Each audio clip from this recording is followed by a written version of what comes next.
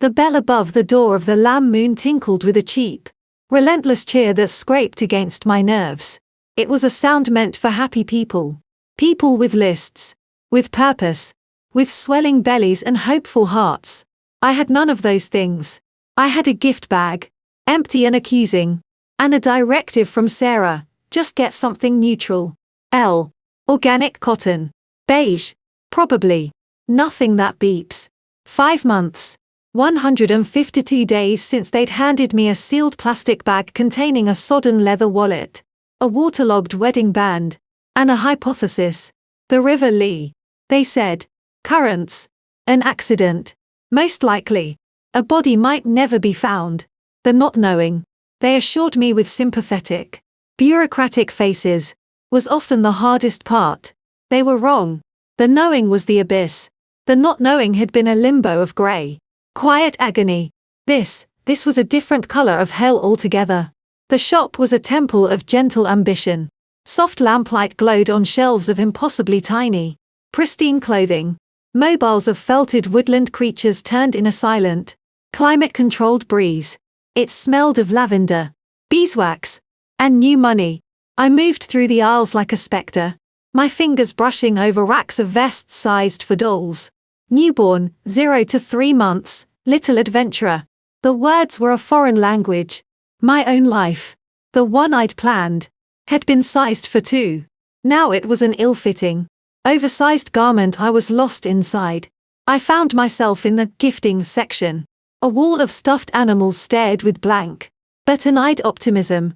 My target was a shelf of wooden toys, rattles in primary colors, stacking rainbows. A train with smiling faces on each carriage. I picked up a rattle shaped like a sun. It was smooth, heavy, pleasingly solid.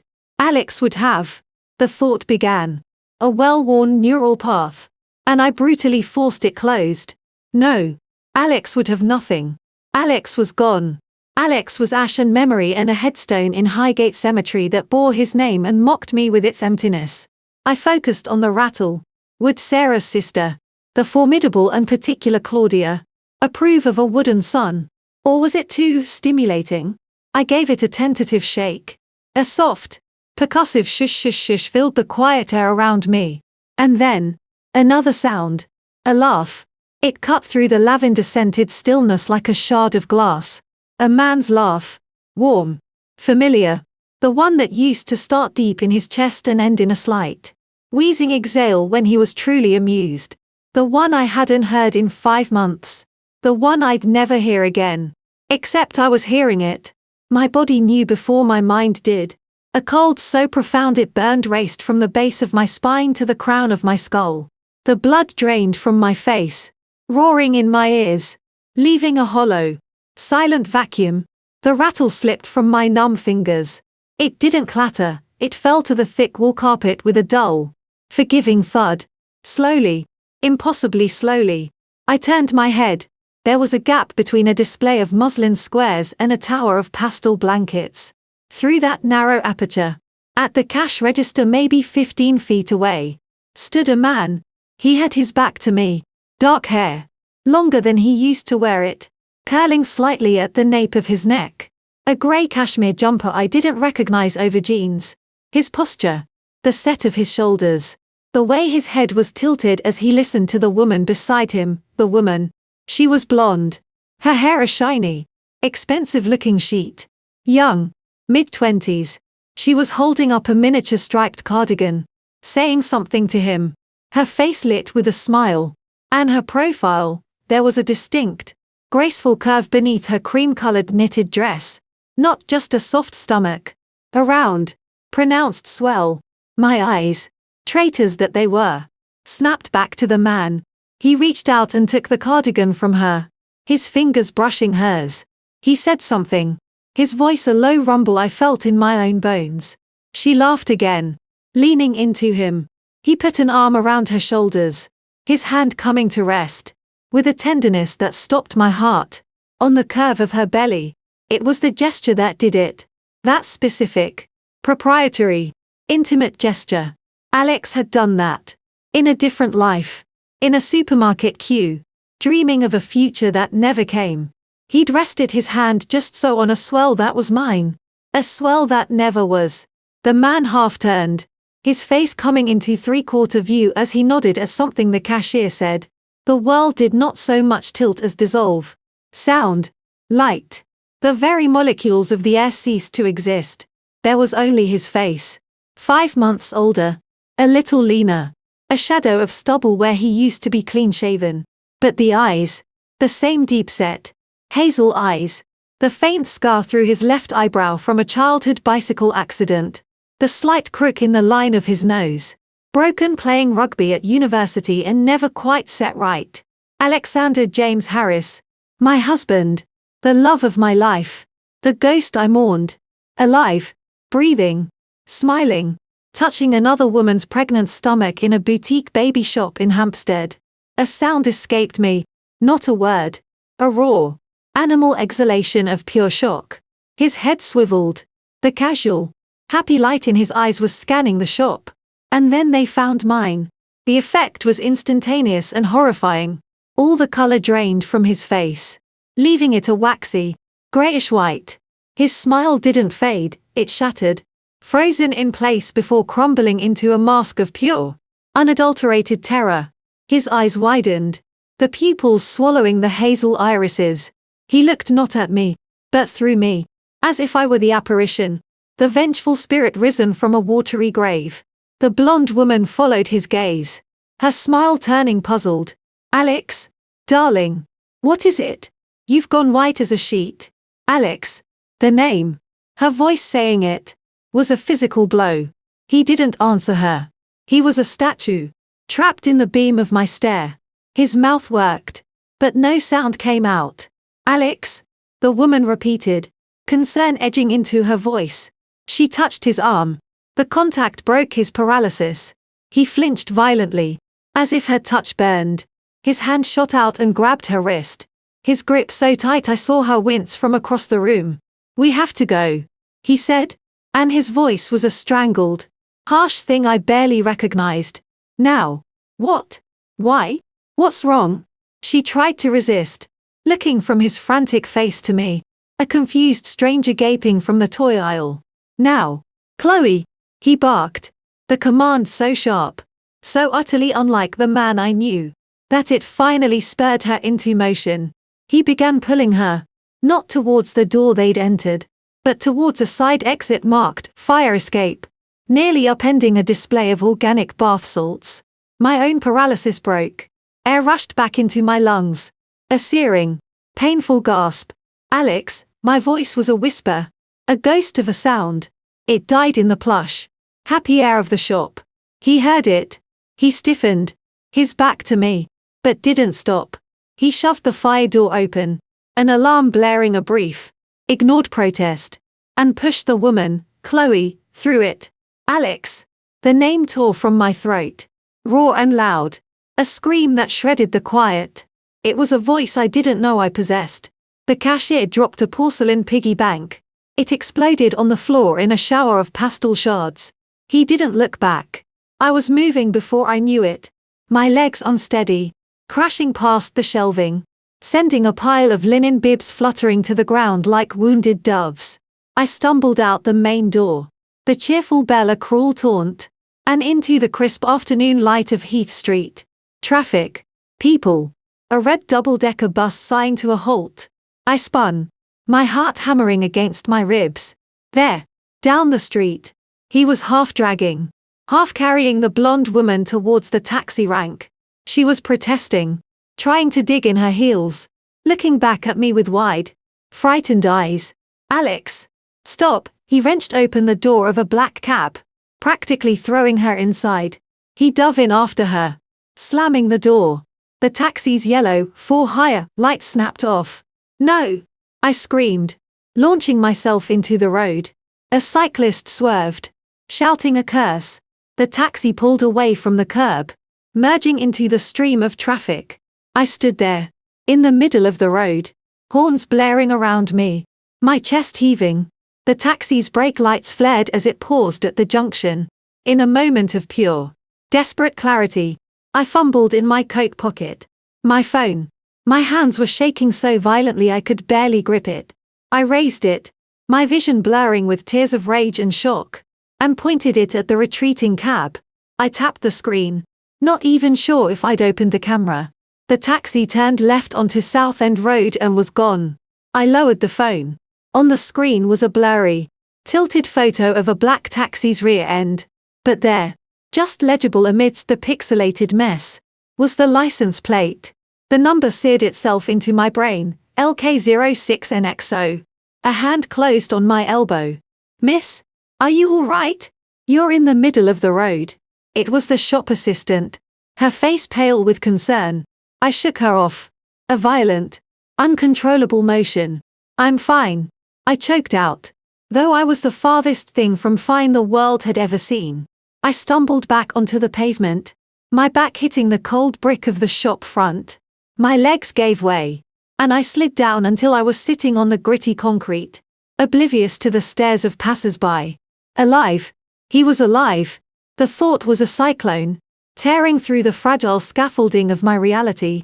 The funeral, the empty casket I'd chosen, the vicar's words, the smell of damp earth, Sarah holding my arm so tightly it bruised, the probate solicitor with his gentle voice, the life insurance payout, the quiet, terrible agony of packing away his clothes, the hollow space in my bed, the silence in my house, all of it. A lie, a performance, and I, the grieving widow, the star of the show, had been the only one not reading from the script. A raw, guttural sound ripped from my throat, part sob, part laugh of hysterical disbelief. People edged away, giving the madwoman on the pavement a wide berth. My phone was still in my hand, with fingers that felt like sausages, thick and clumsy. I navigated to my contacts. I pressed the name. It rang once, twice. "Eleanor? Hey, did you find something truly ethically sourced and aesthetically neutral?" Sarah's voice, warm and teasing, filled my ear. It was the sound of my old life, the one from 5 minutes ago. It shattered me. I opened my mouth. A dry click. I tried again. "Sarah." The word was a rusted hinge. What's wrong? You sound terrible." I drew a breath that hitched and caught in my chest. I looked down the empty street where the taxi had disappeared. I looked at the blurry photo on my phone screen. I saw his face, the terror in his eyes. "Sarah," I said again, my voice dropping to a whisper, as if saying it too loud would make it more real, would summon him back to see the devastation he'd wrought. "He's alive. I saw him. Alex is alive." The world had developed a thin, persistent hum, like a faulty electrical wire trapped inside my skull. I sat on the curb, the cold damp of the concrete seeping through my trousers, staring at the phone in my hand. Sarah's voice, sharp with alarm, was a tiny, frantic beacon in the void. "Eleanor? Eleanor, talk to me. What do you mean you saw him? Where are you?" "The lamb moon," I managed, the words feeling foreign in my mouth. "Hampstead. He was with a woman. A pregnant woman." There was a beat of stunned silence on the other end of the line. Then, Sarah's voice, stripped of all its usual warmth, became crisp and commanding. It was her barrister voice, the one that could slice through courtroom obfuscation. "Right. Are you hurt?" "Physically, no. I'm just sitting on the pavement." "Okay. I'm in Camden. I'm getting a cab now. Do not move. Do not talk to anyone. Just sit there. I'll be 20 minutes. Traffic depending." "Can you do that?" "Yes." "Eleanor, look at your phone. What's the number plate?" I looked at the blurry photo. LK06NXO. "Good.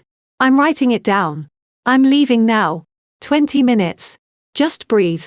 The line went dead. I let the phone drop into my lap. Breathe. It seemed an absurd instruction. My lungs felt like they were lined with sandpaper. I focused on the mundane, the grit under my palms, the distant wail of a siren, the smell of exhaust and the faint, sweet scent of coffee from a nearby cafe. Each sensation was a pinprick of reality, anchoring me against the tsunami of unreality that threatened to sweep me away. Alive. The word was a bomb. And its shockwave was only now reaching the core of me, detonating memories with brutal precision. The police liaison officer, a kind-faced woman with tired eyes, handing me the plastic bag. "I'm so sorry, Mrs. Harris. We found these on the bank, near the bridge. The current there, it's treacherous. The wallet, swollen and ruined. His wedding ring, cold against my palm. The finality in her voice. The funeral, a bright, cruel day. A polished oak casket, absurdly heavy, yet empty. Filled with what? Sandbags." My mother's trembling hand on mine. Sarah, solid and silent beside me. Her jaw set so tight I thought it might crack. The vicar's words about a life taken too soon. About the comfort of faith. The hollow thud of earth on wood. I'd chosen not to look inside. Remember him as he was. They'd said. A mercy. A lie. The solicitor's office. All dark wood and leather. Mr. Throckmorton. Peering over his glasses. His voice a respectful murmur. A straightforward will. "Mrs. Harris. The house is jointly held. So it passes to you. The life insurance policy, a standard payout given the circumstances. The bank accounts. The investments, it will take some time to probate. But there's no debt to speak of." Alexander was a prudent man. Prudent. A word for a man who balanced his checkbook. Not a man who staged his own death. Packing his clothes. Folding his jumpers. Inhaling the ghost of his scent on a favorite scarf. The unbearable charity shop bags by the door. The silence of the wardrobe. Half empty. All of it. A performance. And I, the lead actress, had felt every pang. Every tear. Every wrenching moment of grief with complete, devastating authenticity. The betrayal wasn't just of our marriage, it was a violation of my very sanity. He had made me a puppet of sorrow. And he'd held the strings from the shadows. A black cab pulled to the curb. The door flew open before it fully stopped. And Sarah was there. Her red hair was a wild corona around her pale, furious face. She took in the scene, me on the ground. The concerned shop assistant hovering in the doorway. The small cluster of onlookers, and her expression hardened. She marched over, a force of nature in a trench coat, and hauled me to my feet with surprising strength. "Up you get," she said, her voice low and firm. She looped an arm around my waist, supporting most of my weight. "We're going home." Not a word. She bundled me into the cab, barked my Islington address at the driver, and slammed the partition shut. Only then, in the dim, private space, did she turn to me. She took my face in her hands, her green eyes searching mine with forensic intensity. "Tell me," she said, her voice barely a whisper. Every detail. The story tumbled out in jagged, broken pieces. The laugh, the back of his head, the cashmere jumper, the blonde woman, Chloe, the swell of her stomach, his hand on it, the terror on his face, the license plate. Sarah listened without interruption, her grip on my hands tightening until it was painful. When I finished, she let out a long, slow breath. "Bloody hell," she murmured. Then, stronger, "Right. Okay. First, we rule out the impossible. It's been 5 months. Grief does strange things. Could it have been someone who just looked like him?" I shook my head, the movement violent. "No, Sarah. It was him." I looked into his eyes. He looked into mine. He knew me. He was terrified of me.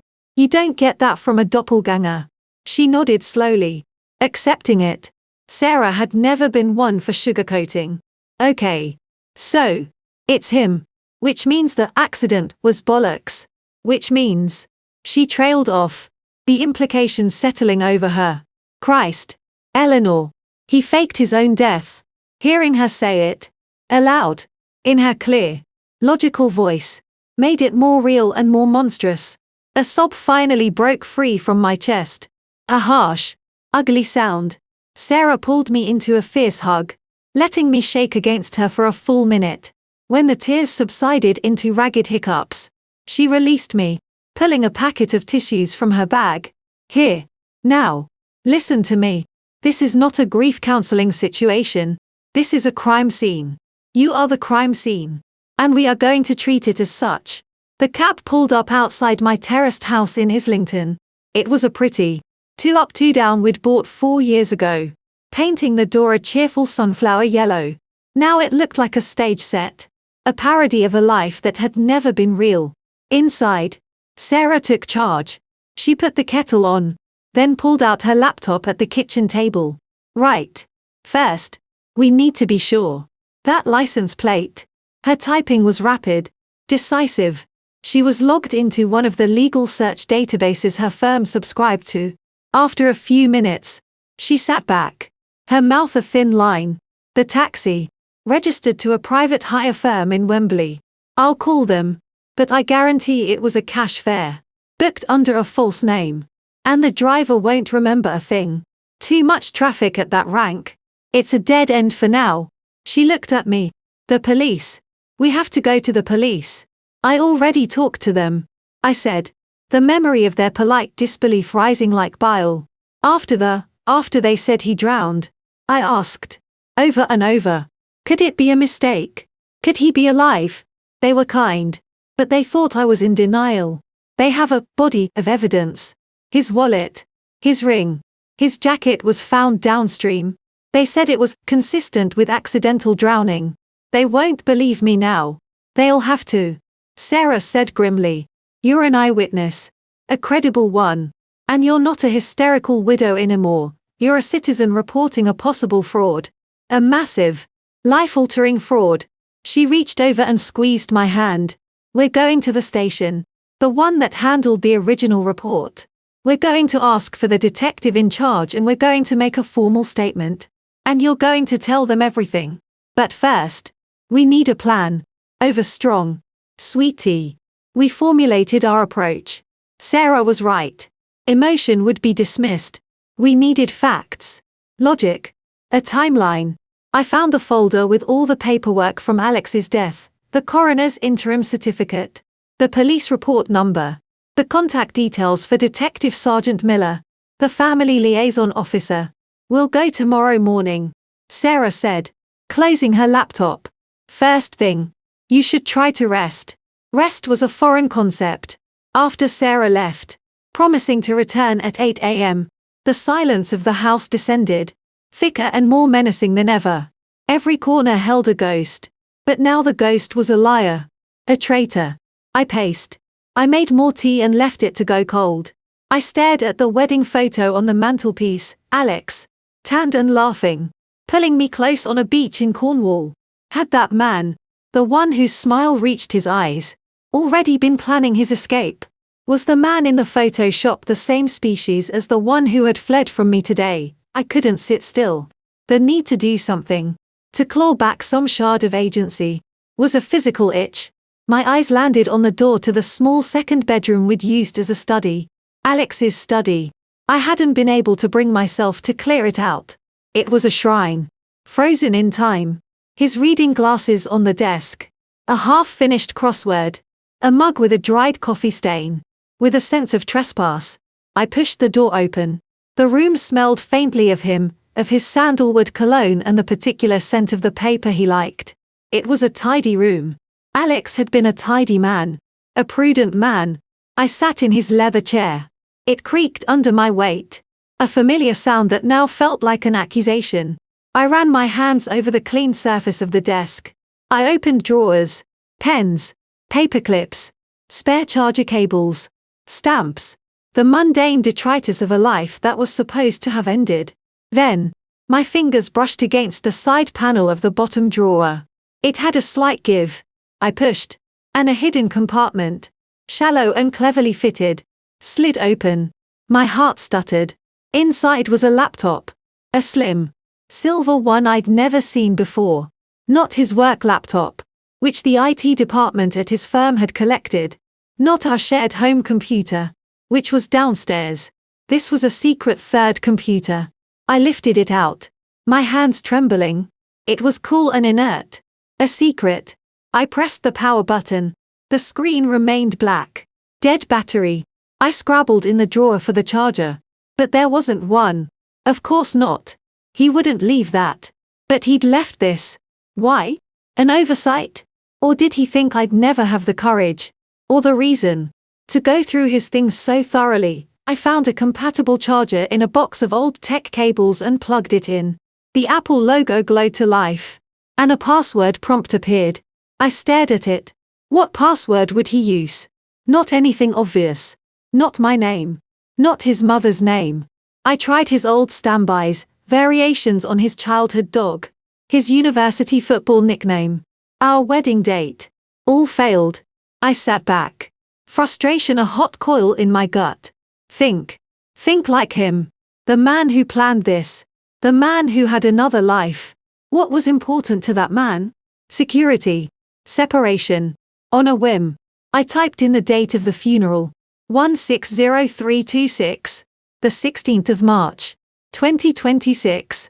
Incorrect. I tried the date of the police report. The date the life insurance payout cleared. Nothing. I put my head in my hands. The hum in my skull was getting louder. Then, a memory surfaced. Unbidden. A joke. From years ago. When we'd first bought this house. We'd been painting the bedroom. Covered in dust sheets and splatters. He'd kissed my forehead, leaving a smudge of white paint. Our fresh start.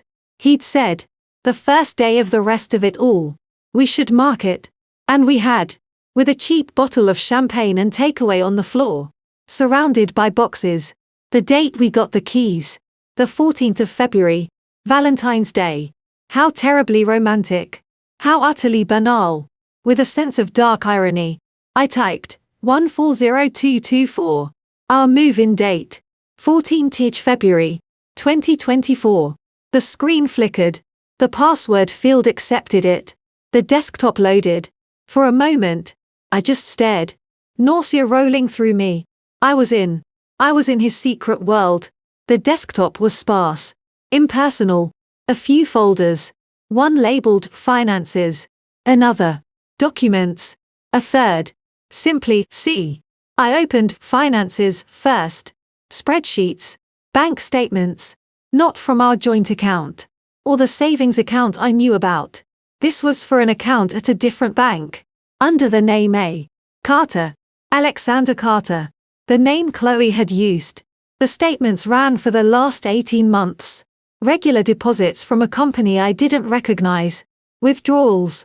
Transfers to another account. This one overseas. The balance was healthy. Very healthy. It was more money than I'd ever seen associated with Alex. He'd been comfortable. But not this. The most recent transaction was a large direct debit. Just 2 weeks ago. To a private obstetric clinic in Marylebone. The C folder. I opened it. Inside was a single, encrypted file. It was named Final. It asked for a password. I tried the move-in date again. Denied. I tried every variation I could think of. Denied. Denied. Denied. It was Loctite. I returned to the main documents folder. There were scans, a driver's license for Alexander Carter. With Alex's photo but different hair. A different address in Crouch End. A fake national insurance number. A tenancy agreement for a flat. The other life. Neatly documented. And then, tucked in the back of the hidden compartment, something else. A small, plastic sleeve. Inside was a SIM card. A pay-as-you-go SIM. Unmarked. I held it in my palm. It felt insignificant. Weightless. Yet it was another thread. Another connection to the shadow man my husband had become. The laptop. The documents. The SIM card. They were proof. Not just of an affair. But of a planned, meticulous deception. A second identity. A second life. Funded and flourishing while I buried an empty coffin. The grief, which had been a heavy, sodden blanket, was suddenly gone. In its place was a cold, sharp, and utterly focused fury. It was a clean emotion. It had direction. It had a target. I carefully placed everything back in the hidden compartment. Except the SIM card, which I slipped into my pocket. I had what I needed for the police. More than enough.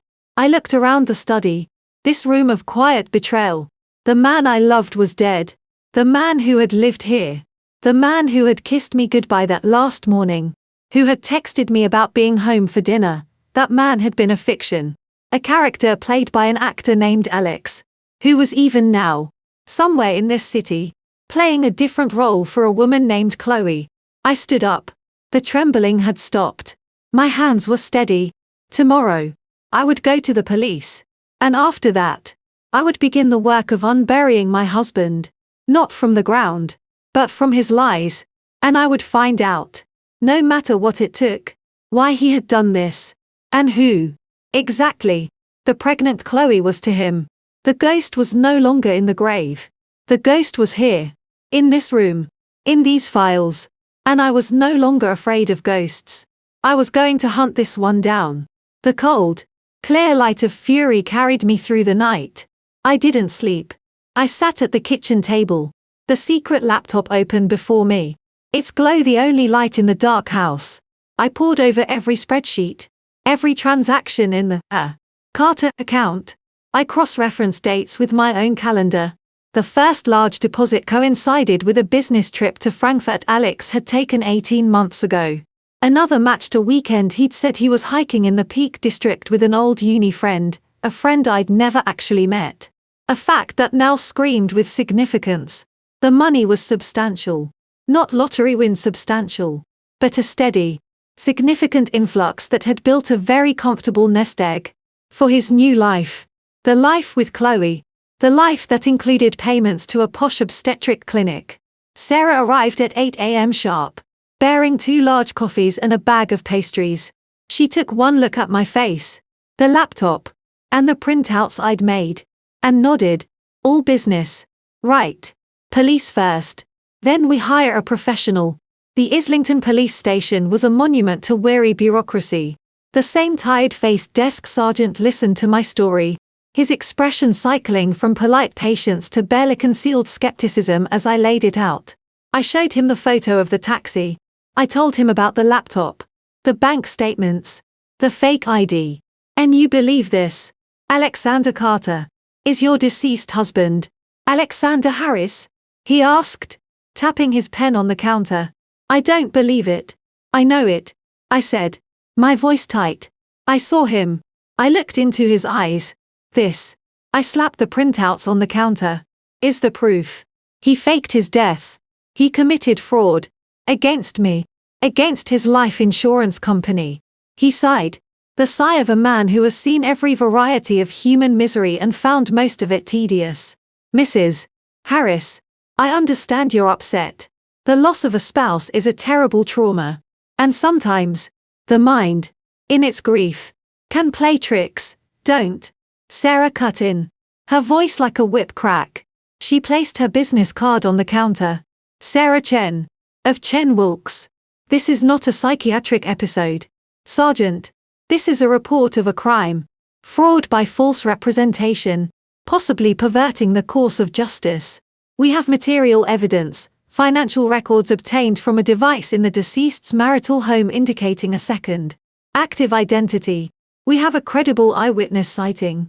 I would like to speak to the officer who handled the original missing persons and death investigation. And I would like to make a formal statement and have this evidence logged. Today. Her tone, her credentials, the cold, hard facts she listed, changed the atmosphere. The sergeant's posture straightened slightly. One moment, please. He disappeared into the back.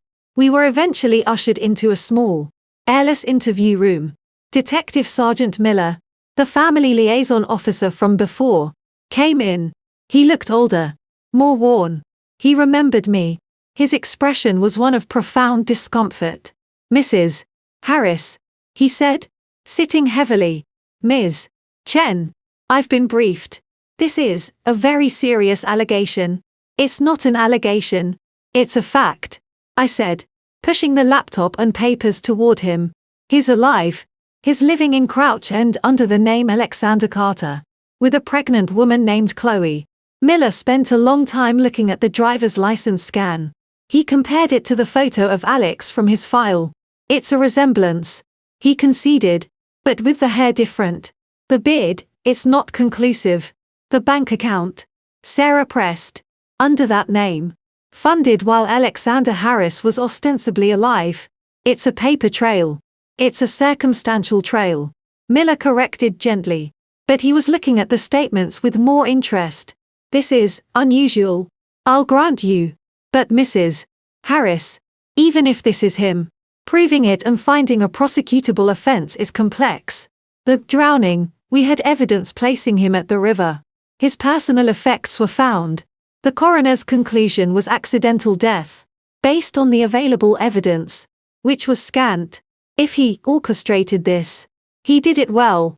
To reopen that, we'd need more than a sighting and some financial records that, while suspicious, don't directly prove he's alive. What would you need? Sarah asked, her voice deceptively calm. A clear, verifiable sighting by an independent party. Or better yet, contact. If you were to speak to him, confirm his identity. So you want my client to approach a man who has potentially committed a major fraud and who fled from her. Sarah's voice was icy. To do your job for you, Miller held up a placating hand. I'm not suggesting anything reckless. I'm explaining the evidential threshold. We will look into this Alexander Carter. We'll run the details. But our resources are stretched. This isn't a live murder case, it's a historical missing persons turned death by misadventure. With a new, uncorroborated claim of life. He looked at me, and for a moment, the official mask slipped, revealing a hint of genuine sympathy. Mrs. Harris, I believed you then, when you were grieving. I believe you're sincere now. But what you're describing, it's extreme. People don't just disappear. There are usually reasons, dangerous reasons. His words hung in the stale air. Dangerous reasons. The thought had skirted the edges of my consciousness. But I'd been too consumed by the personal betrayal to entertain it fully. What could be dangerous enough to make a man fake his own death? We're not waiting for the Met to get its act together, Sarah said as we left the station, the frustration radiating off her in waves. We're hiring a PI. A good one. I know a firm. Discreet. Expensive. And very effective. By that afternoon, I was sitting in a bland, modern office in Clerkenwell, across from a man named Leo. He was in his 50s, with the build of a retired rugby player going to seed in the calm, watchful eyes of someone who had seen everything and was rarely surprised. Sarah had briefed him. So, Leo said, his voice a low rumble. He steepled his fingers. You want us to find your husband, who is officially deceased, and confirm his living under an assumed identity with a new partner? Yes, I said. And you have his new alias, and a possible location from a tenancy agreement? Yes. Right. He made a note. The police, sympathetic but inert. Sarah supplied. They need more before they'll dedicate resources. Typical. Leo said without malice. Okay. We'll start with Alexander Carter. Crouch End. Discreet observation.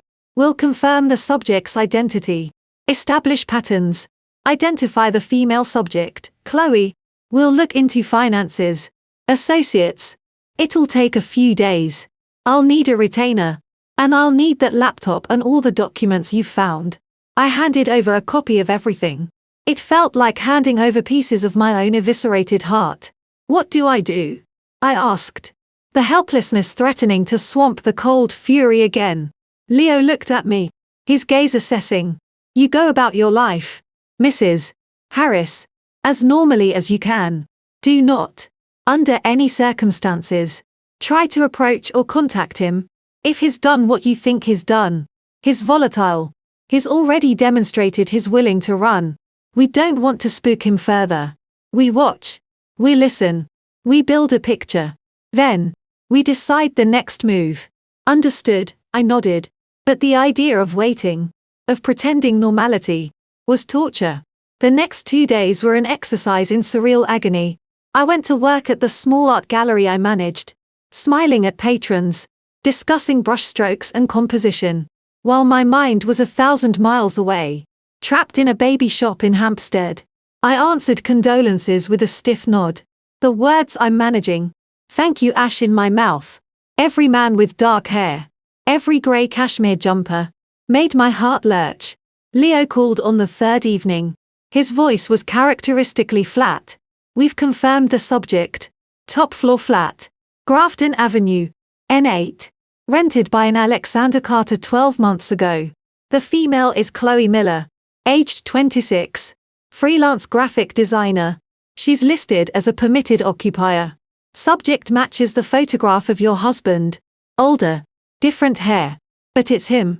He leaves the flat at 8:15 a.m. Returns around 7 p.m. Uses the tube. We're working on his employment. Miller is often with him. Or goes out separately to prenatal yoga. Cafes. They shop for groceries together. It's domestic. Each word was a scalpel. Domestic. The life that should have been mine. The prenatal yoga. The shared grocery trips. I saw it with horrifying clarity. The normality of it was the greatest obscenity. I need to see. I heard myself say. Mrs. Harris. I strongly advise against. I'm not going to approach him. I need to see it with my own eyes. I need to know it's real. There was a long pause. If you're determined, Leo said slowly, do it from a distance. A public place. Do not engage. You're a ghost to him right now. Stay that way. Saturday morning found me in a Pret-a manger opposite the entrance to the tube station near Grafton Avenue. I wore a beanie and large sunglasses. Feeling ridiculous and paranoid. My hands were clenched around a takeaway cup. The tea inside long gone cold. At 9:42 a.m., the door to the modern apartment block opened. And they emerged. Alexander Carter, was wearing a navy pea coat. His hands shoved in his pockets. Chloe was beside him. Her blonde hair bright in the dull morning light. She was laughing at something he'd said. Linking her arm through his. She wore a flowing dress under a long wool coat. The fabric draping over the distinct, round swell of her pregnancy. She looked radiant. Carefree. He looked down at her. A smile on his face. It was his smile. The real one. The one that used to light up his whole face. That used to be for me. A wave of nausea so intense I had to grip the table swept over me. The betrayal was no longer an intellectual concept, it was a physical truth. Playing out in front of me in vivid, painful color. He leaned in and kissed her temple. A casual, affectionate gesture. A stake through my heart. They walked down the street. Window shopping. Pausing to look at a display in a furniture store. He placed a hand on the small of her back. Guiding her gently. The protector. The devoted partner. The expectant father. I watched until they turned a corner and disappeared. I sat there. Frozen. For a long time. The cold fury that had sustained me hardened into something else, a bleak, determined resolve. I couldn't just watch. I had to know. I had to touch this other life. To somehow taint it as mine had been tainted. That night. Driven by a madness I could neither name nor control. I took the tube to Crouch End. I wore dark clothes. I carried a large, reusable shopping bag. I felt like a criminal. My pulse a frantic drumbeat in my ears. Their building had a buzzer entry system. But the main door was propped open by a takeaway menu. I slipped inside. My breath coming in short. Sharp gasps. The lobby was quiet. Modern. I found the door to the underground car park. It was locked. Needing a fob. I waited, hidden in the stairwell, for what felt like an eternity. Finally, a resident came out, letting the door swing shut slowly. I caught it before it locked. The car park was dimly lit, smelling of damp concrete and exhaust. I found their assigned space quickly, flat 4, Carter, Miller. It was empty, but next to the space was a recycling area, with bins for paper, glass, and general waste. I hesitated. The reality of what I was about to do crashing down on me. I was about to go through my husband's rubbish. The sheer, pathetic grubbiness of it almost made me turn back. But then I saw her face again. Laughing in the sunlight. His hand on her back. I pulled on a pair of latex gloves I'd brought and lifted the lid of the general waste bin. The smell was foul. I pushed aside empty pasta packets. Yogurt pots.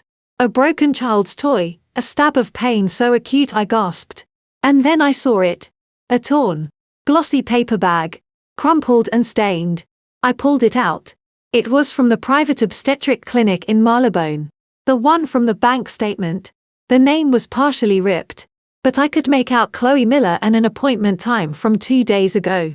Crumpled beside it was a receipt from an expensive baby boutique on the high street. Cot mattress.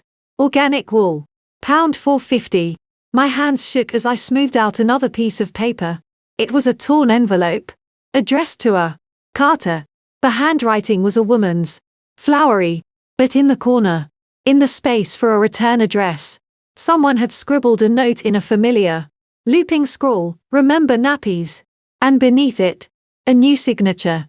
Practiced and confident. Carter. Alexander Carter. He had signed his new name. He had made a shopping list for his new life. I took the clinic bag, the receipt, and the envelope with the signature. I stuffed them into my tote bag, feeling like a thief, a grave robber. I was stealing the ephemera of a life that had been built on the corpse of my own. As I turned to leave, my foot knocked against a small, crushed cardboard box by the bins. It was a delivery box for a prenatal vitamin subscription.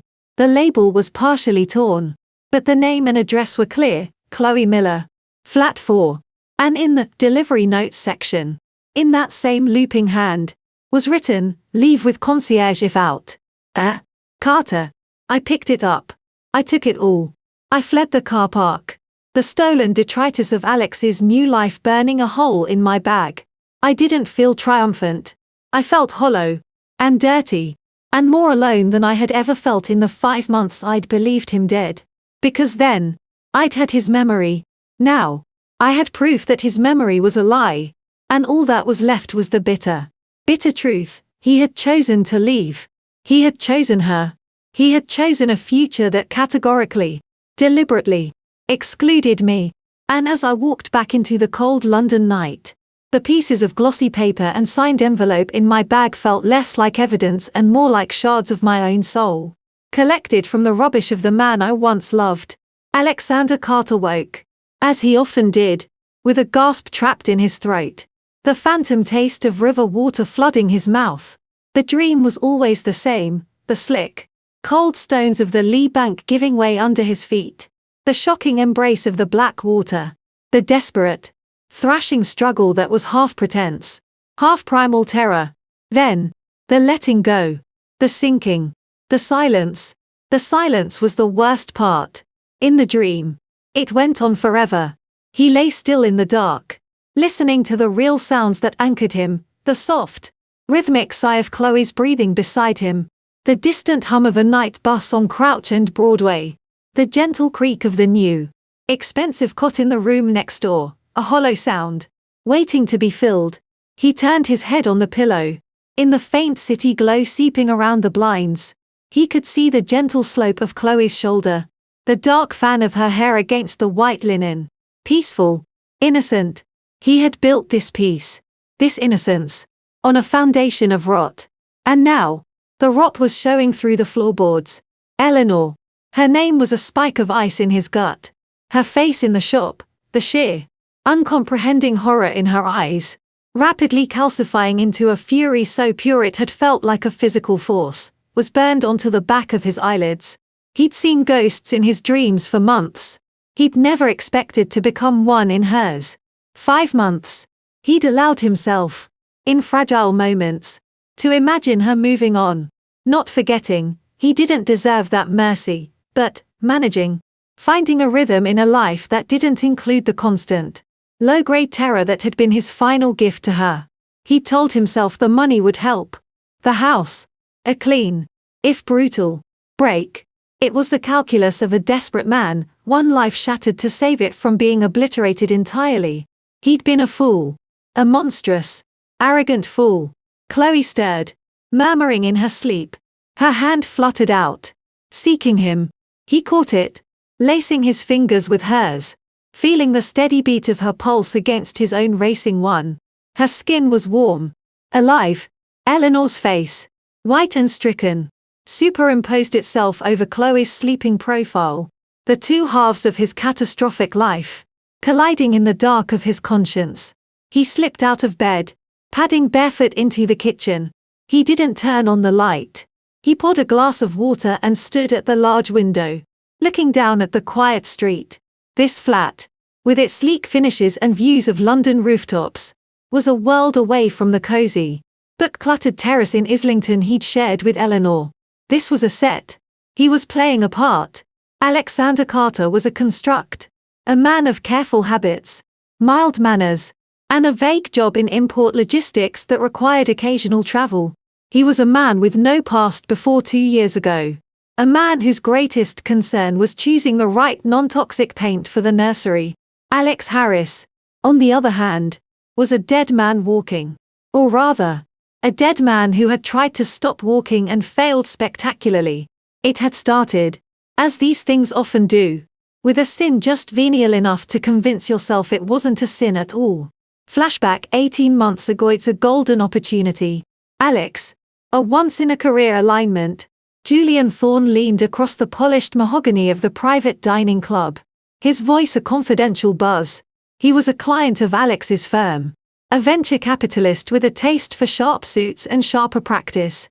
The fund is solid. The projections are conservative.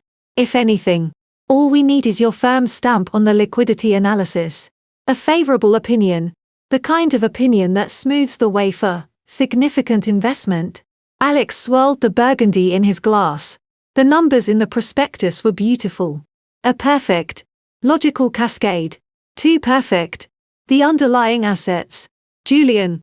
The commercial property portfolio in Frankfurt. The due diligence seems light. A lot of valuation based on projected occupancy rates. Julian's smile was a razor slit. Projections based on signed agreements. Alex. Pre-lets. The details are commercially sensitive until the fund launches. Your role is to analyze the cash flow model, not audit the tenant contracts. That's for the lawyers. We just need the financial mechanics blessed by a reputable name. Your name. The fee for the work was astronomical. Life-changing. It would pay off the mortgage. It would mean Eleanor could cut her hours at the gallery. Maybe even start her own consultancy. They could start trying for the family they'd always talked about. The thought of giving her that security, that freedom, was a powerful intoxicant. And the sensitivity? Alex asked. The last bastion of his professional conscience. If the occupancy forecasts are off by even 10%, then the model has buffers. Julian said smoothly, topping up Alex's glass. Built-in cushions. Look, Alex, this is how the game is played. We're not manufacturing numbers. We're interpreting the narrative. Confidently. Your firm's confidence is what the market buys. Literally. It wasn't a lie. Alex told himself later. In the taxi home. The taste of expensive wine and ambition on his tongue. It was an optimization. A positive interpretation of available data. He was a financial analyst. Not a detective. His job was to model scenarios, not hunt for ghosts in contracts.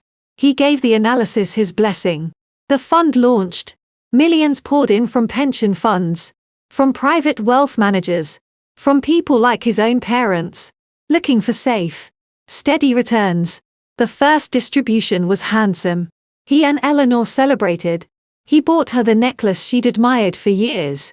They booked a holiday to the Amalfi Coast. Life was golden. Then, 6 months later, the first crack appeared. A quiet news item in the financial press. A key tenant for the flagship Frankfurt property had pulled out of the pre-let agreement.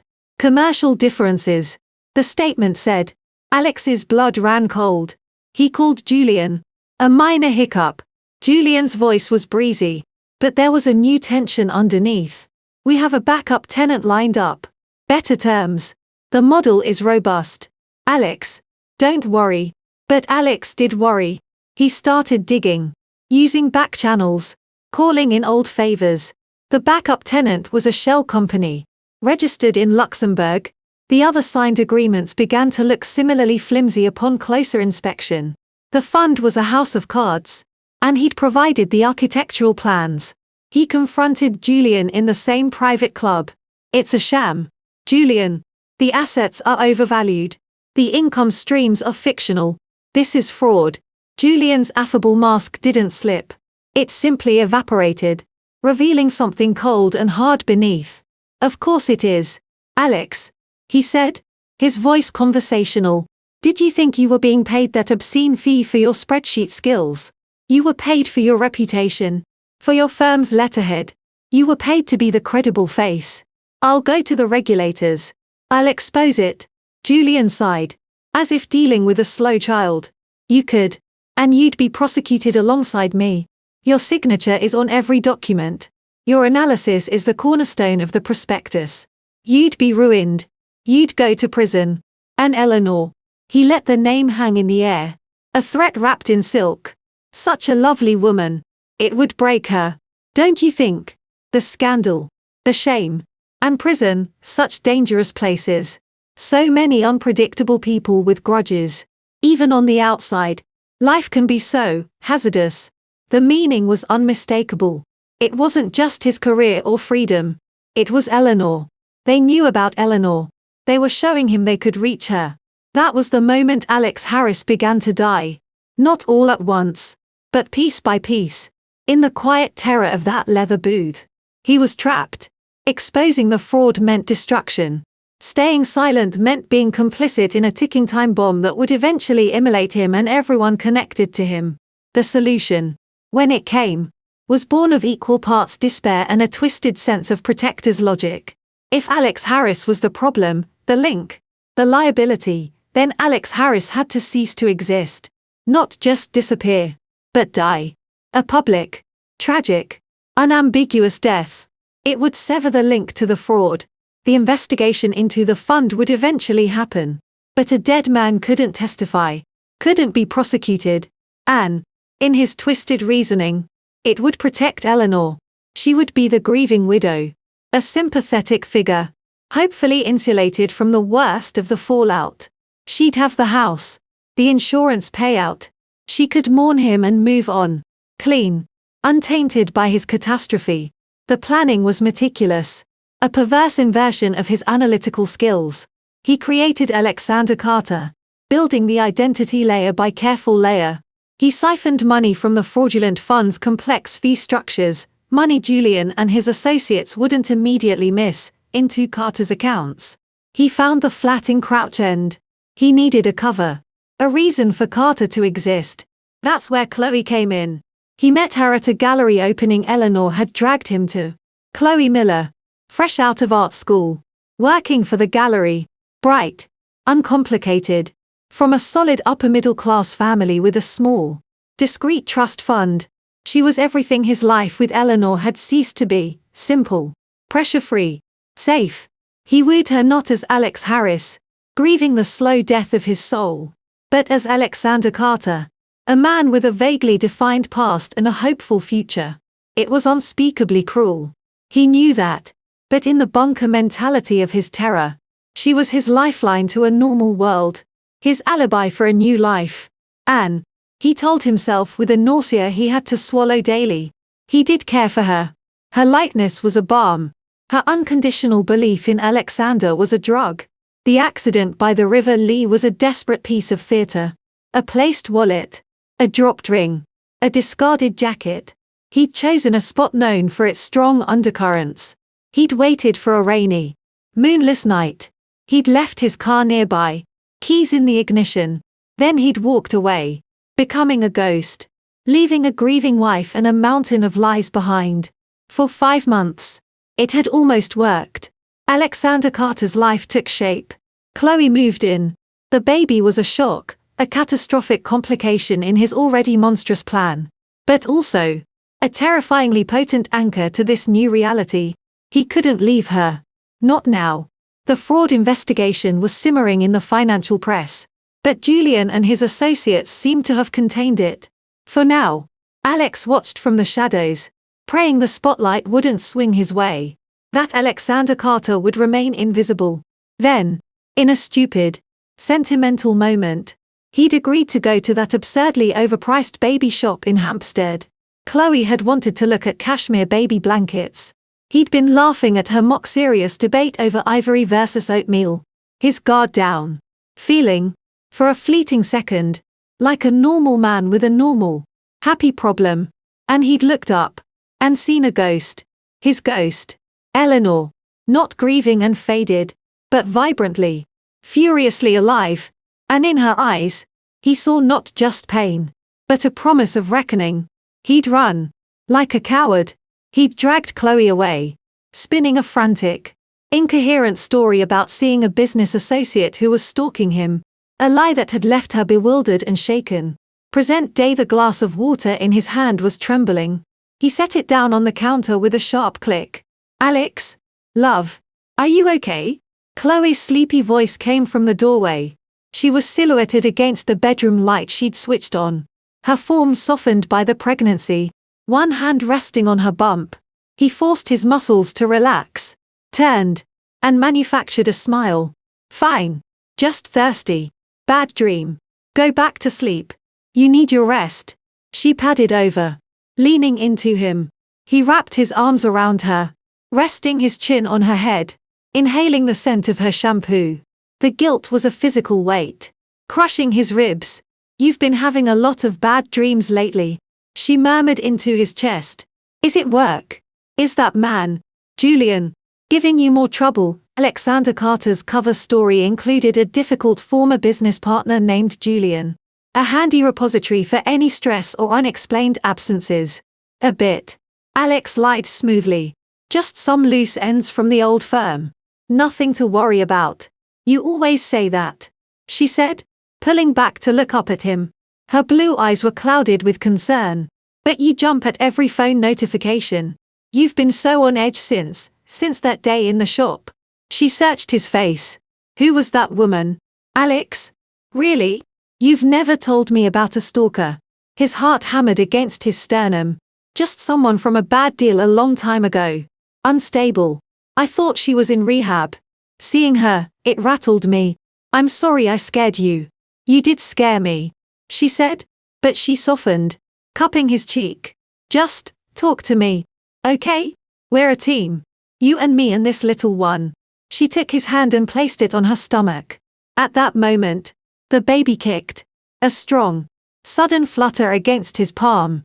The sensation, a tiny, independent life asserting itself, shattered him. This was real. This was happening. He was going to be a father. And he was a fraud, living a lie that could collapse at any moment, burying this innocent woman and their child under the rubble. I will, he whispered, his voice thick. I promise. Everything's going to be fine. He held her until her breathing evened out again, until she slipped back into sleep. Then he carefully extricated himself and went to the sleek, minimalist study, Alexander Carter's study. From a locked drawer in the desk, he took out a cheap, untraceable burner phone. He powered it on, the glow illuminating the harsh lines of his face in the dark room. There was one new message, from a number not in the contacts. It read, "Cleanup needed. Loose ends are problematic. Your situation is noted.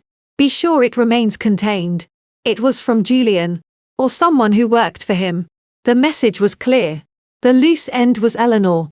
Her sighting of him had created risk to their operation, and they were warning him to contain it. To silence her? To scare her off? The ambiguity was the threat. Alex stared at the message, the cold dread from the river dream returning, solid and immovable in his gut. He had tried to outrun his old life, to build a wall between the man he was and the man he had been. But the wall was crumbling. On one side was Eleanor, the living conscience of his sin. On the other was Chloe and their unborn child, the future he had damned himself to build.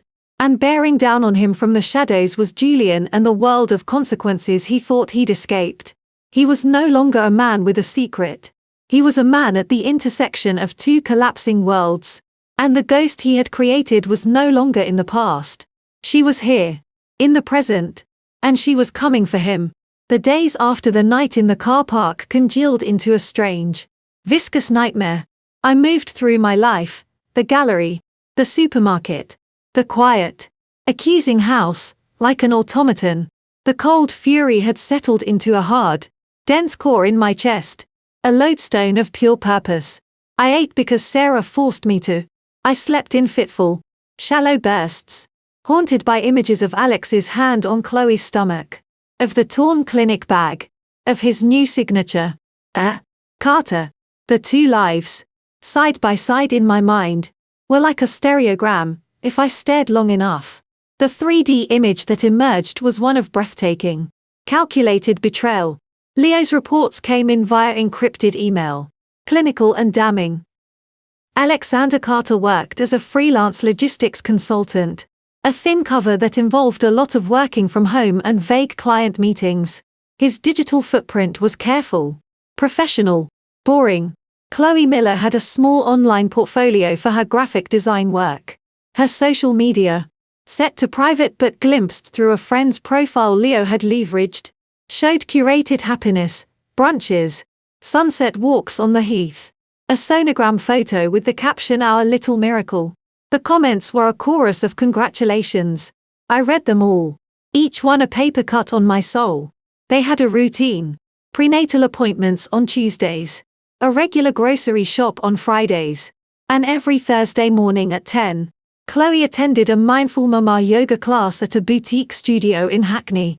Alex would drive her, wait in a cafe across the street, and work on his laptop for the hour. That was the crack. The predictable, weekly window. I want to talk to him, I told Sarah over the phone. My voice sounded alien to me, flat, metallic. Eleanor. No. That's what Leo is for. He's gathering evidence. The police are finally starting to move. They've opened a fraud review based on what we gave them. Let the professionals handle it. Handle what? I snapped. The cool facade cracking. Building a case. Proving he's alive. I know he's alive. Sarah. I need to know why. I need to look him in the eye and hear him say it. I need to hear the reason was good enough to put me in a grave. Nothing will be good enough, she said softly, sadly. And it's not safe. We don't know what he's capable of. He's capable of lying. He's capable of running. I'm not afraid of him. I'm afraid of never knowing. I took a shuddering breath. He's always in a public place. The cafe. I'll be in public. I just need 5 minutes. Sarah was silent for a long time. You're going to do it anyway, aren't you? Yes. A sigh, heavy with resignation. Then I'm coming with you. And you wear a wire. My old boss from the Crown Prosecution Service owes me a favor. He can get us a decent recording device. If you're going to do this, we get it on tape. Every damn word. The device was smaller than a £2 coin. Sarah showed me how to stick it inside the inner lining of my jacket, near the collar. It's voice activated. Just speak normally. It'll pick up everything within 10 feet. On Thursday morning, the sky was a flat, unyielding grey. I dressed with a strange, detached care, dark jeans, boots, a simple black sweater under my navy pea coat, the same coat I'd worn the day at the Lamb Moon, a uniform for a war I hadn't chosen. Sarah drove, her knuckles white on the steering wheel. We parked a street over from the yoga studio, a converted warehouse with large windows glowing with soft, amber light. There, Sarah said, pointing with her chin. Across the street was the cafe, the steaming bean. Through the window, I could see him. Alexander. He was at a small table by the window, a laptop open before him, a half-finished coffee at his elbow. He was staring at the screen, but his eyes were unfocused, seeing nothing. He looked tired, thinner. The stubble was more pronounced. Good, I thought, with a vicious stab of satisfaction. Let him not sleep. Let him feel a fraction of the ruin he'd wrought. You're sure about this? Sarah asked, her hand on my arm. I looked at his profile, at the face I had loved, had mourned, had kissed 1,000 times. Now it was the face of a stranger. A dangerous stranger. I've never been more sure of anything. I got out of the car. The cold air bit my cheeks. I crossed the street, my boots clicking on the pavement. A steady, deliberate rhythm. I pushed open the door to the cafe. The bell jingled. The warm, rich smell of coffee and baked goods washed over me. Incongruously cheerful. He didn't look up.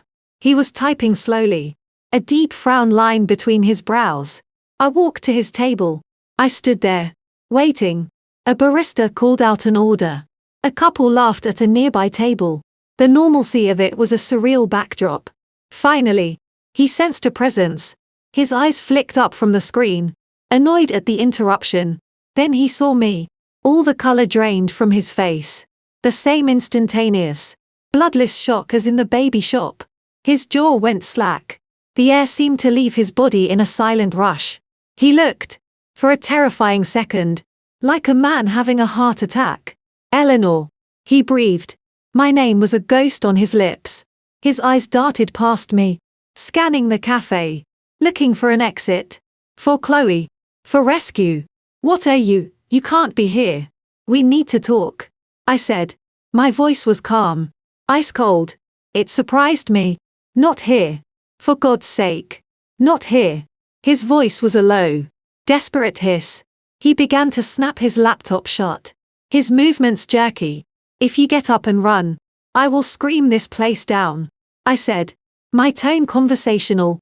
I pulled out the chair opposite him and sat down. I will tell everyone here that you're my husband, that you faked your own death, and that the pregnant woman in the yoga studio across the street has no idea who you really are. Try me. He froze, half out of his seat. The threat hung between us, ugly and real. He slowly sank back down, his eyes wide with a panic that was almost feral. What do you want? I want you to look at me. I said. I want you to look at me and explain. He finally met my gaze. The terror was still there.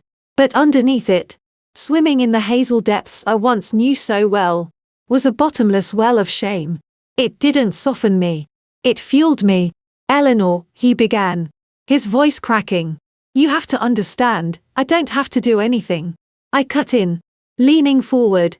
You lost the right to tell me what to do when you decided to stop being my husband and start being a corpse. Start talking. Who is she? He flinched. Chloe. Her name is Chloe. How far along is she? His eyes closed for a second. 24 weeks. 6 months. He'd been with her, building this, while I was picking out urns. The math was a physical blow. When did it start? With her, a year, a little over a year ago. Before you died. A barely perceptible nod. Yes. So it wasn't just the death. It was the whole thing. A double life. I stated it flatly, watching him squirm. Alexander Carter. Nice name. Did it take you long to think of it, Eleanor? Please. You have to believe me. None of this was about her. Not in the way you think. Then enlighten me. I reached into my bag, not breaking eye contact. I pulled out the SIM card in its plastic sleeve and placed it on the table between us. Then the printout of the bank statement for a Carter. Finally, the crumpled receipt from the baby boutique. Smoothed out. Start with these. He stared at the items as if they were scorpions. His breath came in short, sharp bursts. He looked like a trapped animal. Where did you get these? My husband's study. Well, one of my husbands. I'm not sure which one I'm married to. The dead one or the one with the secret bank account. Jesus. Eleanor. He ran a hand through his hair, making it stand on end. You have no idea what you're dealing with. Then tell me. My control slipped. The word a snapped wire in the quiet hum of the cafe. A few people glanced over. I lowered my voice to a venomous whisper. You have 5 minutes before her class is over. Start with why. And it better be the best story I've ever heard. Alex. Because so far, it looks like you traded me in for a newer model and staged a dramatic exit to avoid the paperwork. The bitterness in my voice shocked even me. He recoiled as if slapped. It wasn't like that. He whispered, leaning forward, his eyes imploring. I was in trouble. Deep, serious trouble. At work. With a client. Julian Thorne. I said, recalling the name from Leo's preliminary financial digging. The blood left his face again. How do you know that name? I've been busy. You left a breadcrumb trail. Alex. A shitty, heartbreaking breadcrumb trail. Keep talking. He swallowed, his Adam's apple bobbing. It was a fund. The Frankfurt deal. It was fraudulent. I didn't know at first. I swear. But by the time I figured it out, I was in too deep. My signature was on everything. I was culpable. And Julian, he wasn't just a bad client. He's connected, Eleanor, to bad people, dangerous people. He was speaking in a rapid, low monotone, the words tumbling out as if a dam had burst. They threatened me. They made it clear they'd hurt you. To keep me in line. It was your safety. Don't you see? It was the only way. The only way to what? I asked. My heart a cold, hard stone in my chest. To get you out. The words were a choked cry. He glanced around, lowering his voice again. If I went to the police, I'd go to prison for a long time. And they'd still come for you. If I stayed silent, the whole thing would blow up eventually. And when it did, the fallout, it would destroy us. Everything. This was the only way to cut you loose. Cleanly. Cleanly? The word was a gasp. You call what you did clean? You let me bury you. You let me grieve. You took everything from me and you call it cutting me loose. It was the only thing I could think of. His eyes were wild now. Glistening. A death, it's final. It severs ties. The life insurance. The house, it was a settlement. I was giving you everything I could so you could walk away. Start over. Be safe. So you're a martyr now? I hissed.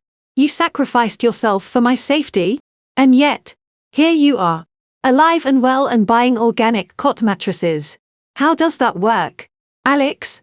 How does faking your death and shacking up with a pregnant graphic designer keep me safe, because they think I'm dead? He said, his voice rising before he choked it back down. If Alex Harris is dead, he's not a witness. He's not a liability. The heat goes away. I had to disappear. Completely. I created Carter. I needed a cover. A reason to exist. Chloe, she was part of that. It wasn't supposed to be, the baby, that wasn't part of the plan. He looked genuinely agonized. But it happened. And I couldn't. I'm responsible. For her. For the baby. The sheer, staggering selfishness of it took my breath away. So you're responsible for her. But not for me. Your wife of 8 years. You were responsible enough to break her heart. But not to stay and face the mess you made with her. It wasn't a choice between you and her. He pleaded. It was a choice between you being a widow or you being a target. I chose the one I thought would keep you alive, and what about the fraud? Alex? The people you and your friend Julian swindled? Their lives? Their futures? His face shut down. That's not your concern. It became my concern when you made me a widow. You didn't just lie to me. You lied to everyone. The police. Your family. My family. You stole from an insurance company. You committed a crime to cover up another crime. You're not a victim. You're a coward. The word hung in the air between us. Coward. He didn't deny it. He just looked at me, all the fight draining out of him, leaving behind a hollow, broken man. I know. He said, so quietly I almost didn't hear it. I know what I am. Every day. I live with it. Seeing you in that shop, it was like being judged by a ghost. My own personal ghost. We sat in silence for a moment. The cheerful frothing of the coffee machine sounded obscene. I looked at him. This man I had loved. And I felt nothing but a vast, empty contempt. His reasons, his fears, they were just words. They didn't fill the hole he'd left. They didn't break my heart. So what now? I asked finally. Alexander Carter lives happily ever after with Chloe and the baby. And I just, what? Go back to being your widow? I don't know. He whispered, staring at his hands. I don't know what to do. They know. Eleanor. Who? Julian. His people. They know you saw me. I got a message. They called you a loose end. He looked up. And for the first time, I saw real, unvarnished fear. You have to let this go. You have to walk away. Pretend you never saw me. It's not safe for you to be digging into this. Is that a threat? My voice was dangerously low. It's a warning. He insisted. From me. Please. For the sake of what we had, just stop. Move on. Be happy. That's all I ever wanted for you. I almost laughed. The sheer, breathtaking audacity. You don't get to want things for me anymore. You forfeited that right. I gathered the SIM card and papers from the table, putting them back in my bag. I've been to the police. Alex. I've given them everything. The bank records. The fake ID. They are reopening the case. His face went ashen. No. Oh. God. No. You don't know what you've done. I've started to clean up your mess. Since you were too much of a coward to do it yourself. He looked at the clock on the wall behind me. Panic flared in his eyes again. The yoga class would be letting out soon. You have to go. Chloe can't see you. She doesn't know anything about any of it. Please. Eleanor. She's innocent in this. Innocent? I stood up. The chair legs scraping loudly on the floor. We're all innocent in this.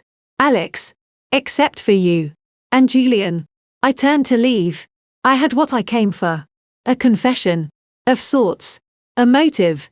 However pathetic. It was all on the tiny device stuck inside my coat. A digital monument to our dead marriage. Eleanor. Wait. His voice stopped me. I turned back. The fear in his eyes had been joined by something else, a desperate, pathetic hope. Is there any way what? I asked. My hand on the back of the chair. Any way you could ever understand? I looked at him. At the stranger wearing my husband's face. Sitting in a sunny cafe. Waiting for his pregnant girlfriend. I thought of the empty coffin. The gravestone. The endless, lonely nights. I thought of the SIM card burning a hole in my bag. No. I said. The word final and absolute. There is no way. I walked out of the cafe. The bell jingling merrily behind me. I didn't look back. I crossed the street. My legs steady. My head high. I saw the door of the yoga studio open. And women began to filter out. Looking relaxed and glowing. Among them was Chloe. Her blonde hair piled in a messy bun. A yoga mat under her arm. She was smiling. Saying goodbye to a friend. She looked across the street. Her gaze sweeping idly over the traffic. It passed over me. Unseeing. A stranger in a navy coat. Then it landed on the cafe window. On Alex. Who was still sitting at the table. His head in his hands. Her smile faltered. Replaced by a look of concern. She didn't see me. She only saw him. Her partner. Her Alexander. In distress. I kept walking. Turning the corner where Sarah's car was idling. I slid into the passenger seat. I didn't speak. I just reached into my jacket. Carefully peeled the small recording device from its hiding place. And pressed stop. The tiny red light winked out. Sarah looked at me. Her face a question. I handed her the device. My hand was perfectly steady. Play it. I said. My voice a dry whisper. And then take me to the police. We have a lot to talk about. The recording from the cafe was a ghost in the machine. A digital phantom that made the abstract horror concrete. In the stark, fluorescent lit interview room at Islington Police Station. Detective Sergeant Miller. Alongside a new, sharper-faced colleague introduced as D.I. Prescott from the Economic Crime Unit. Listened to it twice. The first time, Miller's expression cycled from professional neutrality to deep unease. Prescott's face remained an impassive mask, but his eyes missed nothing. When the tinny, cafe noise-filled audio ended with my final, cold no. There is no way. The room was silent save for the hum of the recording equipment. Prescott leaned forward, steepling his fingers. Julian Thorne. The Frankfurt Fund. You were unaware of any of this prior to your husband's disappearance, completely, I said. My voice hoarse from repetition. Alex was private about work stress. He'd seemed worried the last few months. But I put it down to general pressure. He never mentioned threats. Never mentioned fraud. And the woman, Chloe Miller. You'd had no prior knowledge of her existence, none. The word was ash. Prescott exchanged a look with Miller. Mrs. Harris. What you've brought us, it alleges a serious conspiracy to commit fraud, perverting the course of justice. And potentially, given the threats Mr. Harris describes, offenses under the Protection from Harassment Act. Or worse, the mention of dangerous people and loose ends elevates this significantly. He paused. We will be speaking to Alexander Carter. Immediately. We'll also be looking very closely at Julian Thorne and the Meridian Horizon Fund. This recording, combined with the financial documents, gives us probable cause. A strange numbness settled over me. This was what I wanted. Action. Consequences. Yet hearing it stated so clinically made it feel surreal. Like we were discussing a plot from a television drama. Not the evisceration of my life. What about protection? Sarah asked, her legal mind cutting to the practical. If these people threatened Eleanor before, and now they know she's actively exposing this, she's at risk. The message Alex mentioned, loose ends are problematic. We'll conduct a risk assessment, Prescott said, his tone not dismissive, but measured.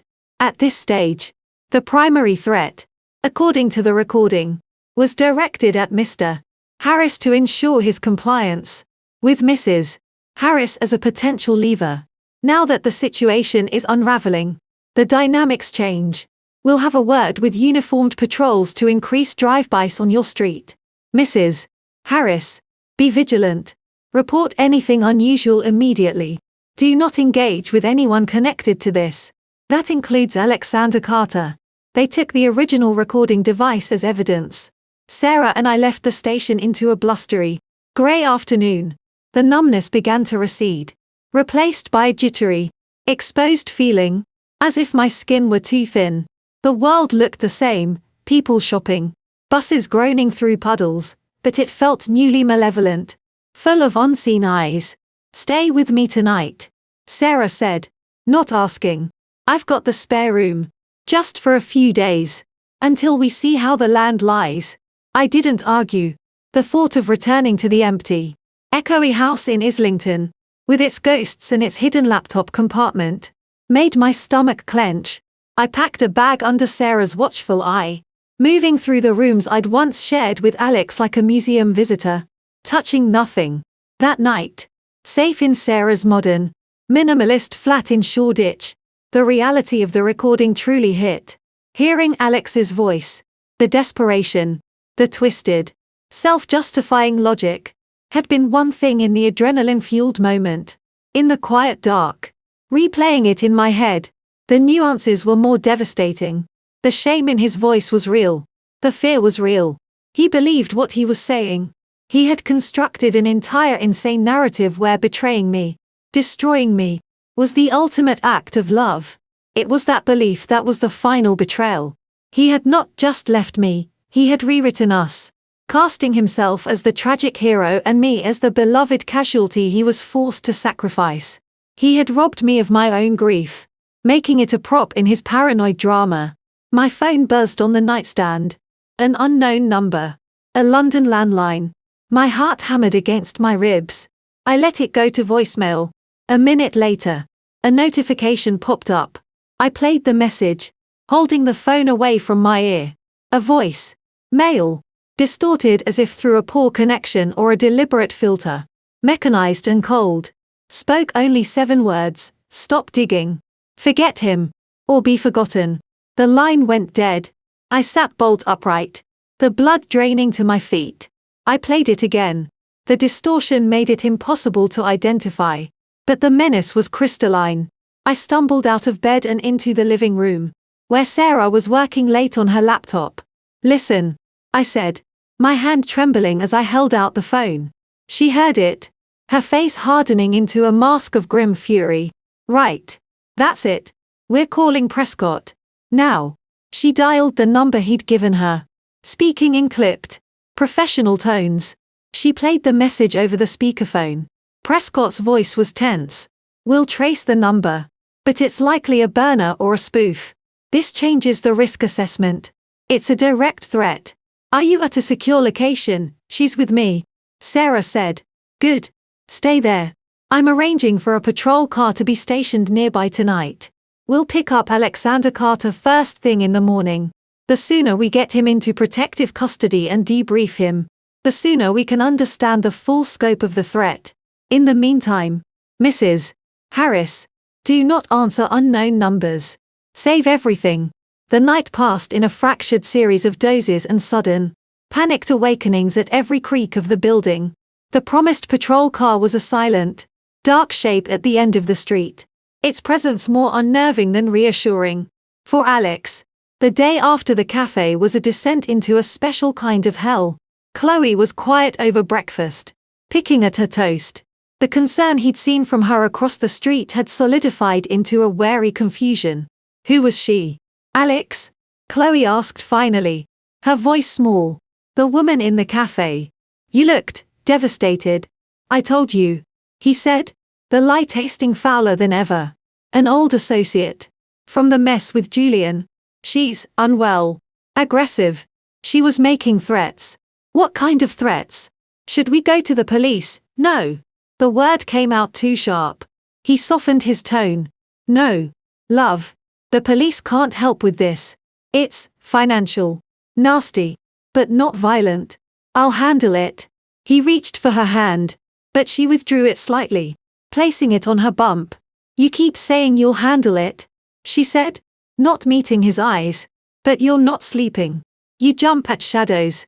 You got a new phone yesterday. A cheap one. I saw it. Who are you calling that you can't use your proper phone? Her voice trembled. I'm having a baby. Alex. Our baby. I need to know we're safe. That you're not in some kind of trouble that's going to follow us. Her words, the fear in her eyes, were a physical pain. This was what he'd wanted to avoid. This exact look on her face. He had brought the poison into their pristine new life. We are safe. He insisted, the hollow promise grating in his ears. I just need to tie up these last loose ends from my old life. Then it will be over. Just us. She wanted to believe him. He could see the struggle. But the seed of doubt was sown. And it was growing. After she left for a doctor's appointment, the cheap burner phone buzzed.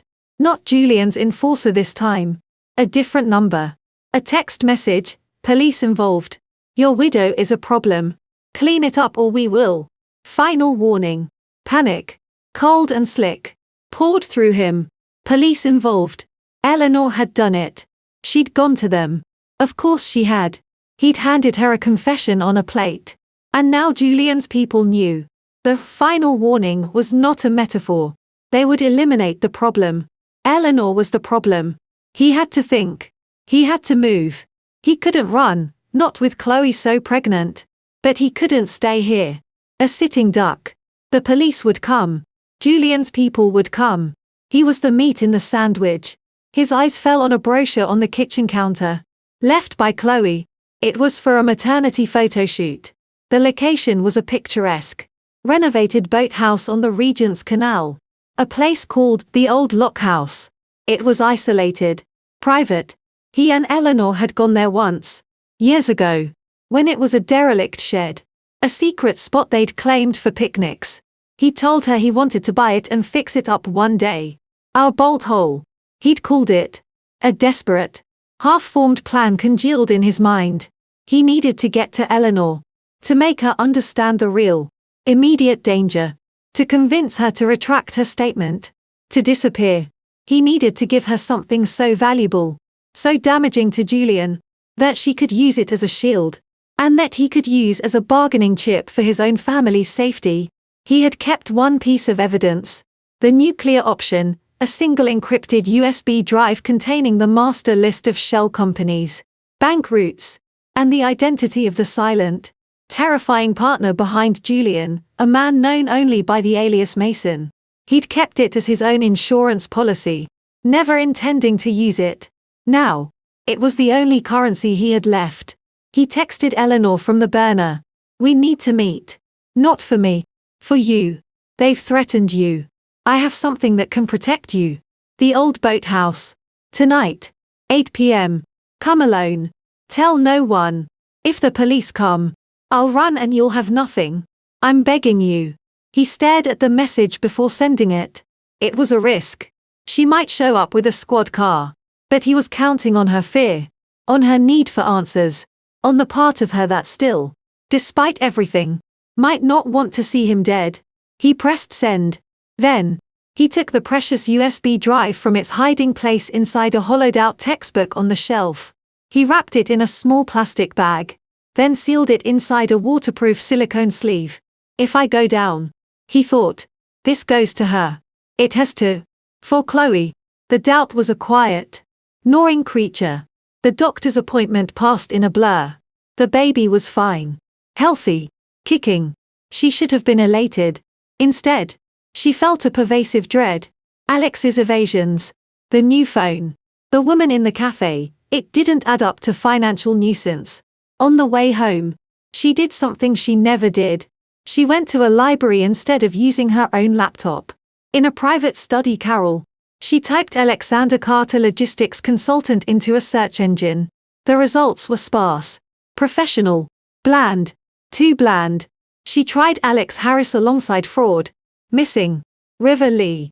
The results were immediate and shocking.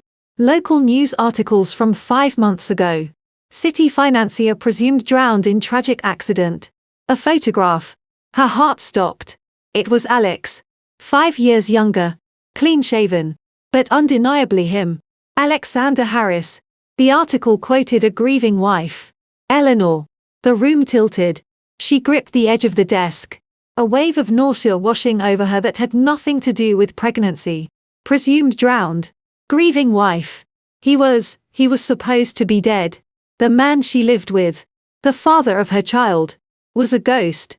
Tears of confusion and betrayal blurred the screen. She dug deeper. Her fingers clumsy. She found an older society page photo from a charity event, Alex Harris and a woman with dark, intelligent eyes and a quiet smile. Eleanor Harris. The woman from the cafe. It wasn't a business associate. It was his wife. His widow. The pieces, awful and grotesque, began to slot together. The secrecy. The constant anxiety. The fresh start with no past. He hadn't just left a messy business behind. He had left a whole life. A living wife. And he had let that wife believe he was dead. Why? The article mentioned no suspicion of foul play. An accident. But if it was an accident, how was he here? And why was this Eleanor woman confronting him now? A new, more terrifying thought emerged. What if it wasn't an accident? The word fraud in her search, she clicked on a more recent financial blog. A niche piece about regulatory scrutiny of a fund called Meridian Horizon. A minor mention. Questions remain about the role of analyst Alexander Harris, who died prior to the investigation. Died. Fraud. Alexander Harris. Alexander Carter. She felt the baby kick. A frantic fluttering that mirrored her own panic. She was entangled in something vast and dark. The man she loved, the father of her child, was a lie. And the police were involved. The threatening phone call he'd gotten, were they from criminals? From the police. She had to talk to him. She had to make him tell her the truth. The whole truth. But a sickening instinct told her he would only spin more lies. He had built her a beautiful cage of phosphors. And she had decorated it happily. Blindly. She needed to see for herself. He'd been jumpy all afternoon. Whispering on the burner phone. He'd said he had to go out later to finally sort things. A meeting. She checked his proper phone when he was in the shower. He'd left it behind. The location sharing they used for safety was still on. She opened the app. A pin glowed on the map. Not in the city, but on a quiet stretch of the Regent's Canal. The label for the saved location made her blood run cold. The bolt hole. He was going to meet her. He was going to meet his wife. Driven by a storm of hurt, fear, and a desperate need for the truth. Chloe made a decision. She would follow him. She would see it with her own eyes. She grabbed her keys, her heart a frantic drum against her ribs, and slipped out into the gathering dusk. Back at Sarah's flat, I stared at Alex's text. The old boathouse. A flood of memories. Sweet and now toxic. Our secret place. He was using it. Weaponizing sentiment. They've threatened you. I have something that can protect you. The voicemail threat echoed in my head. Stop digging. Or be forgotten. Sarah was adamant. It's a trap. Eleanor. He's panicking. He wants you to retract your statement. You cannot go. You absolutely cannot go alone. He has something. Sarah. Evidence. Against Julian. He said it could protect me. And it's in a derelict boathouse in the middle of nowhere. At night? It's textbook. You're not going. But the text. The specific location. The pathetic I'm begging you. It felt real. Not a romantic ploy. But the last, desperate move of a drowning man. He was scared. Not just of the police, but of the other ones. The ones who had made the threat. I have to go, I said, the decision crystallizing as I spoke. But I won't be alone. You'll be nearby.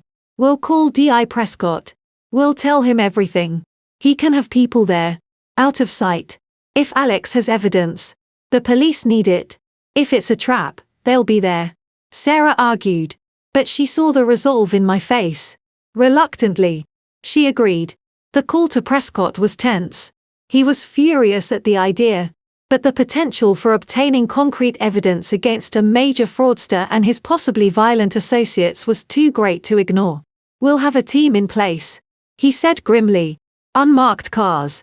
You do not go inside that structure. You meet him outside, in the open. You get whatever he has. And you leave. We'll take it from there. This is not a negotiation. It's a handover. Do you understand? I understood. It was a transaction. The last transaction of my marriage. I would trade my physical safety for the truth that could finally bury Alexander Harris for good. As night fell, a different kind of storm gathered. Not in the clouds, but in the hearts of three people converging on a dilapidated boathouse by the dark water. Each carrying their own version of the truth. And their own terrible fear. The air by the Regent's Canal was thick with the smell of damp earth, stagnant water, and the distant, greasy aroma of the city. Night had fallen properly, a deep velvety black punctured by the weak orange glow of sporadic street lamps that did little to illuminate the path. The old lock house wasn't old in a charming way, it was derelict. A sagging wooden structure on stilts, half collapsed into the ink-black water, its windows boarded up. A relic of a busier industrial past now given over to weeds and graffiti. My heart was a frantic bird trapped in my ribs. I stood on the gravel path about 20 yards from the boathouse door. A dark shape against the darker water. Sarah's car was parked nearly half a mile away, near a pub. As per D.I. Prescott's instructions, he and two plainclothes officers were somewhere in the shadows, in unmarked cars with a direct line to the audio feed from the wire once again hidden in my coat. I felt its presence like a brand. This wasn't a meeting, it was a sting. A transaction. The final, bitter exchange. He's here. Prescott's voice whispered tinnily in my earpiece. A surreal intrusion. Just arrived. Alone. As far as we can see. We have the perimeter. Remember. Outside only. Get the package and leave. Do not go inside. I saw a flicker of movement by the boathouse door. A figure emerged from the deeper shadows. Alex. He was just a silhouette. But the set of his shoulders. The way he moved, my body knew him even when my mind rejected him. He took a few steps towards me, then stopped, keeping a distance. Eleanor? His voice was hoarse, strained. I'm here. My own voice sounded cold. Alien. You came alone? He took a step closer, his eyes scanning the darkness behind me. As alone as you are. I lied smoothly. You said you had something for me. He hesitated. A man torn in two. In the faint light, I could see the gauntness of his face, the shadows under his eyes.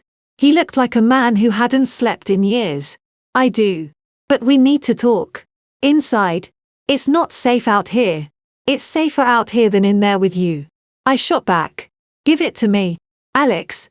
Whatever it is. Then we're done. It's not that simple. He hissed. A note of desperation creeping in. They're watching. Eleanor. Julian's people. They'll be watching us. If they see a handoff out in the open. He glanced around. Paranoid. Inside. Just for a minute. Please. I need to explain. I need you to understand what this is. How to use it. No explanations. I said. My voice hardening. No more of your stories. Just the truth. On a USB stick. Or whatever it is. Hand it over.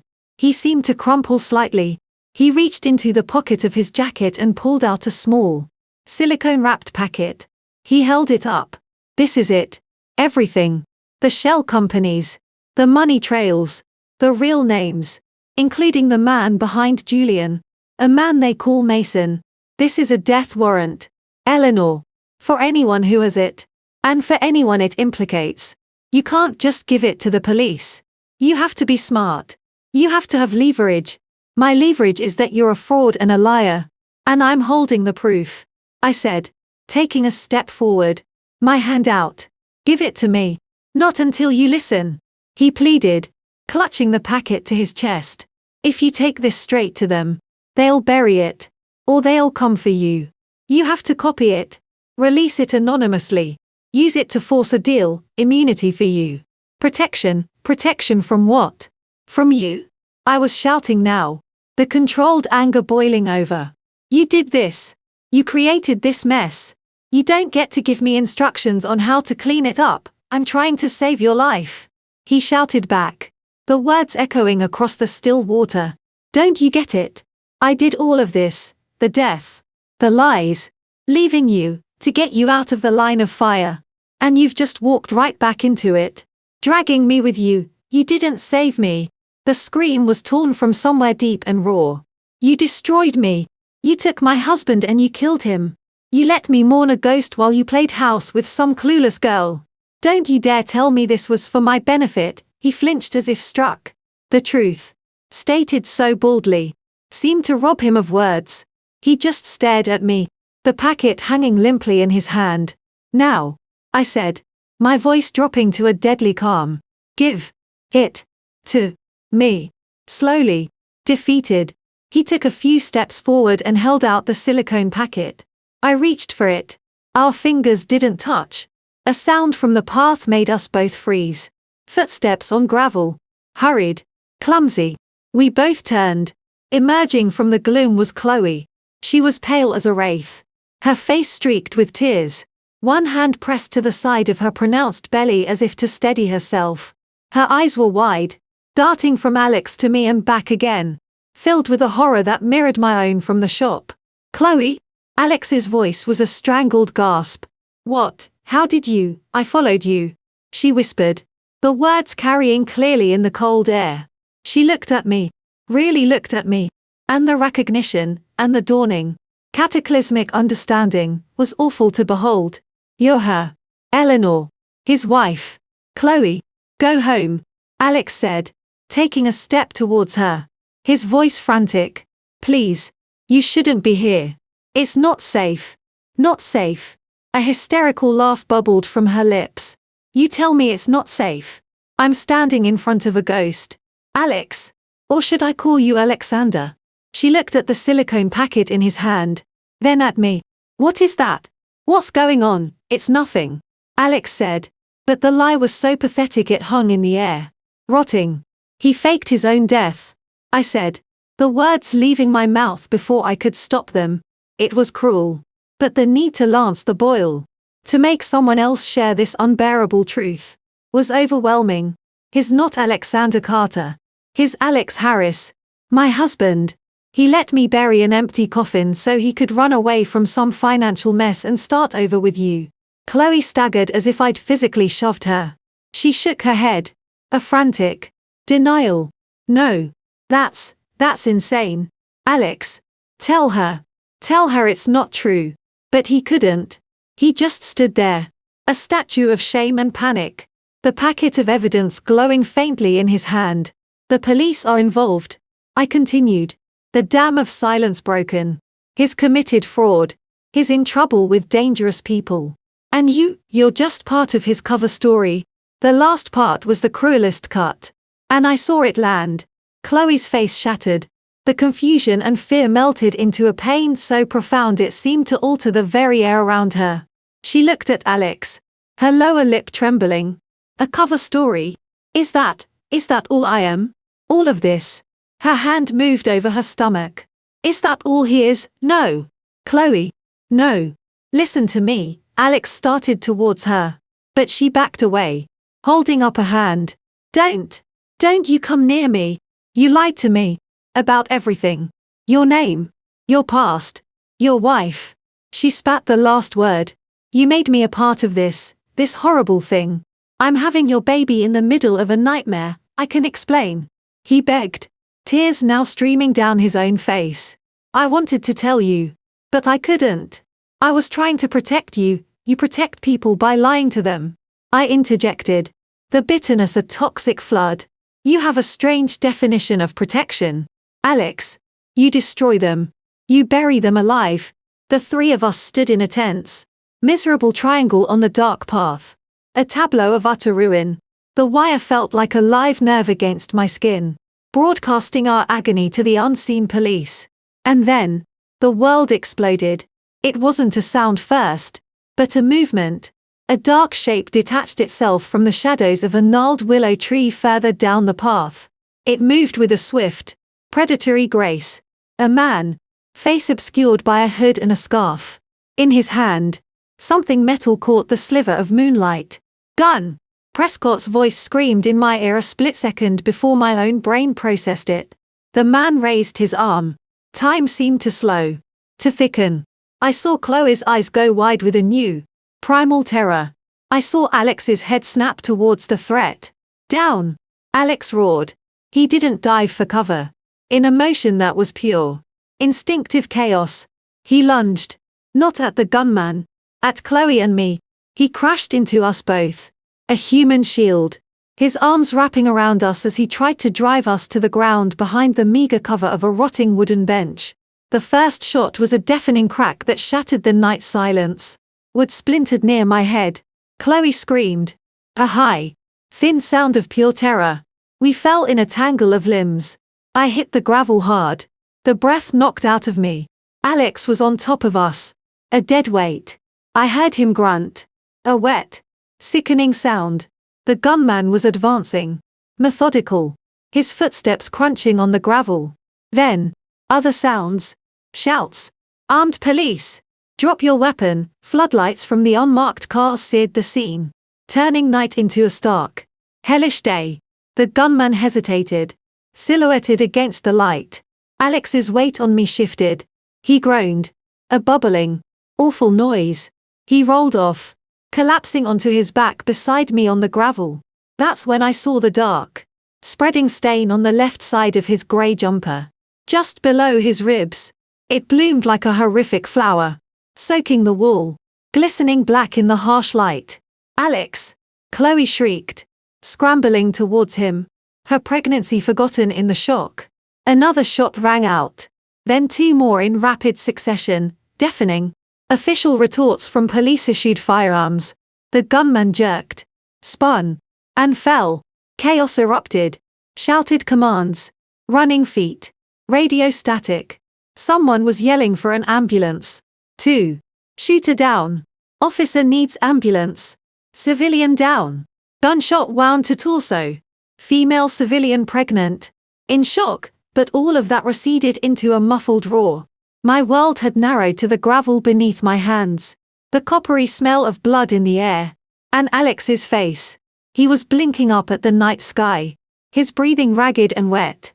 Chloe was clutching his hand, sobbing, repeating his name like a prayer. I crawled closer, numb, disconnected. His eyes, clouded with pain, found mine. He tried to speak. A trickle of blood escaped the corner of his mouth. Eleanor, don't talk. I heard myself say, the voice strangely calm. The ambulance is coming. He shook his head weakly, a terrible finality in the gesture.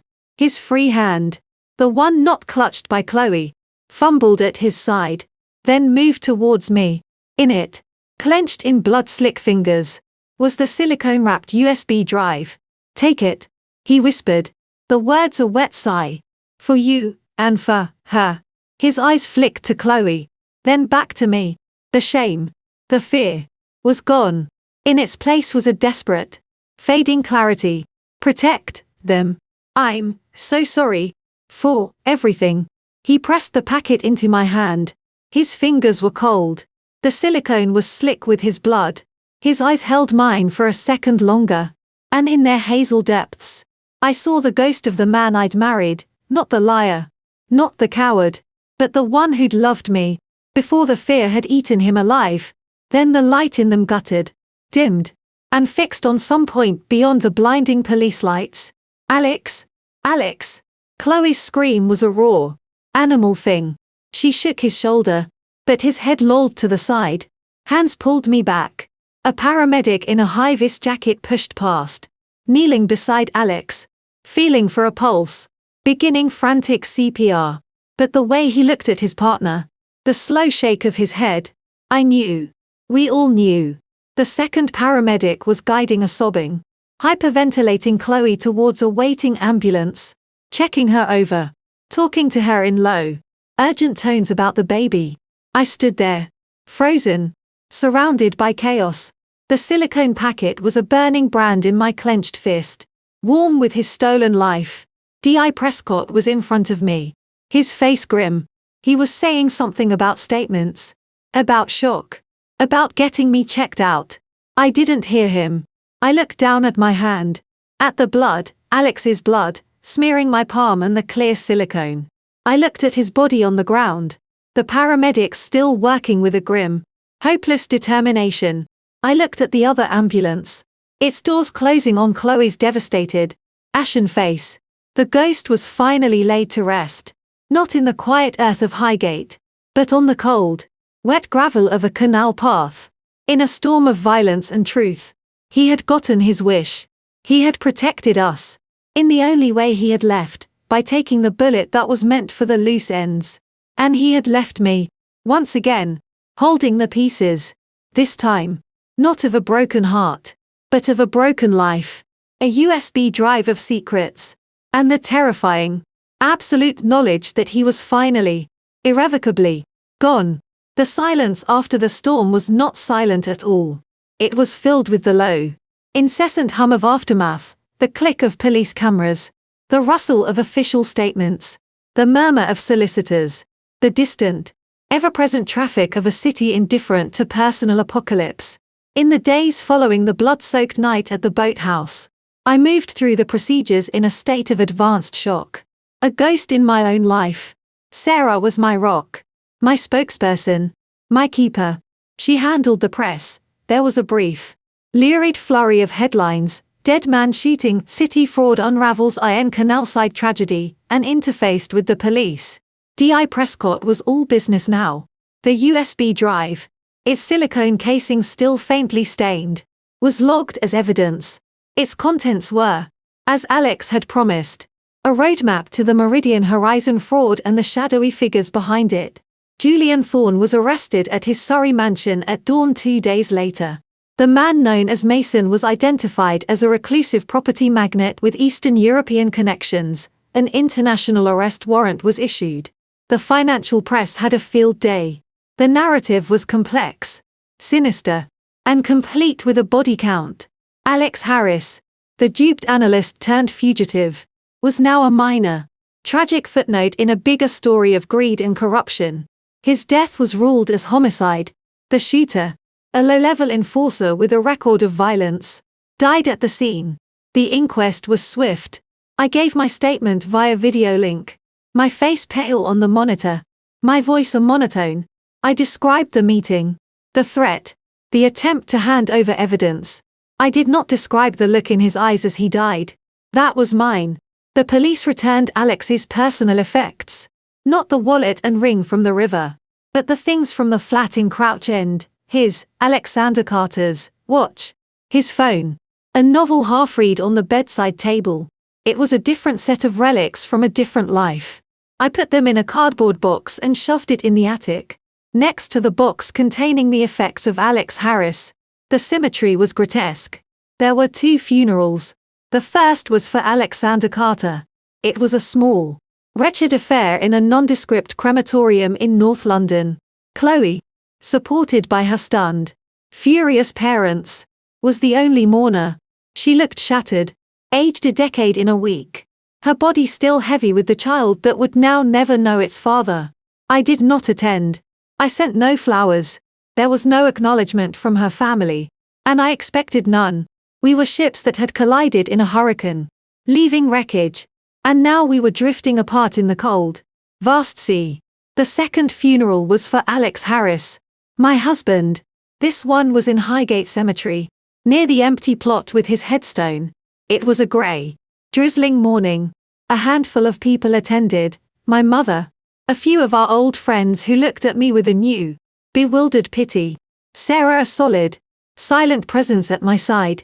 The vicar, the same one from 5 months prior. Gave a revised, awkward address about a life caught in difficult circumstances. About ultimate sacrifice.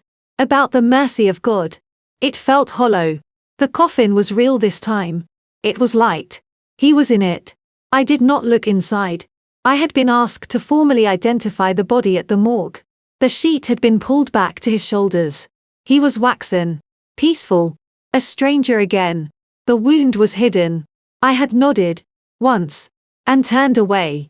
That was the image I carried to the graveside, not the living, laughing man, nor the terrified liar in the cafe, but that cold, still mask.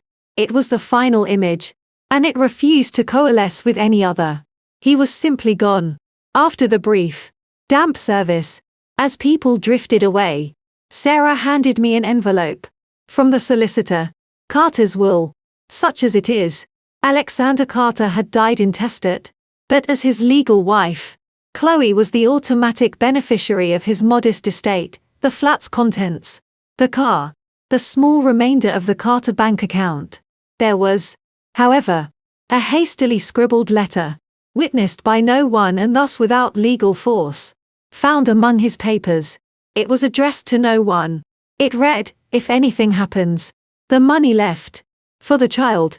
Not from me. From someone who wishes him a simpler life." I knew what it meant.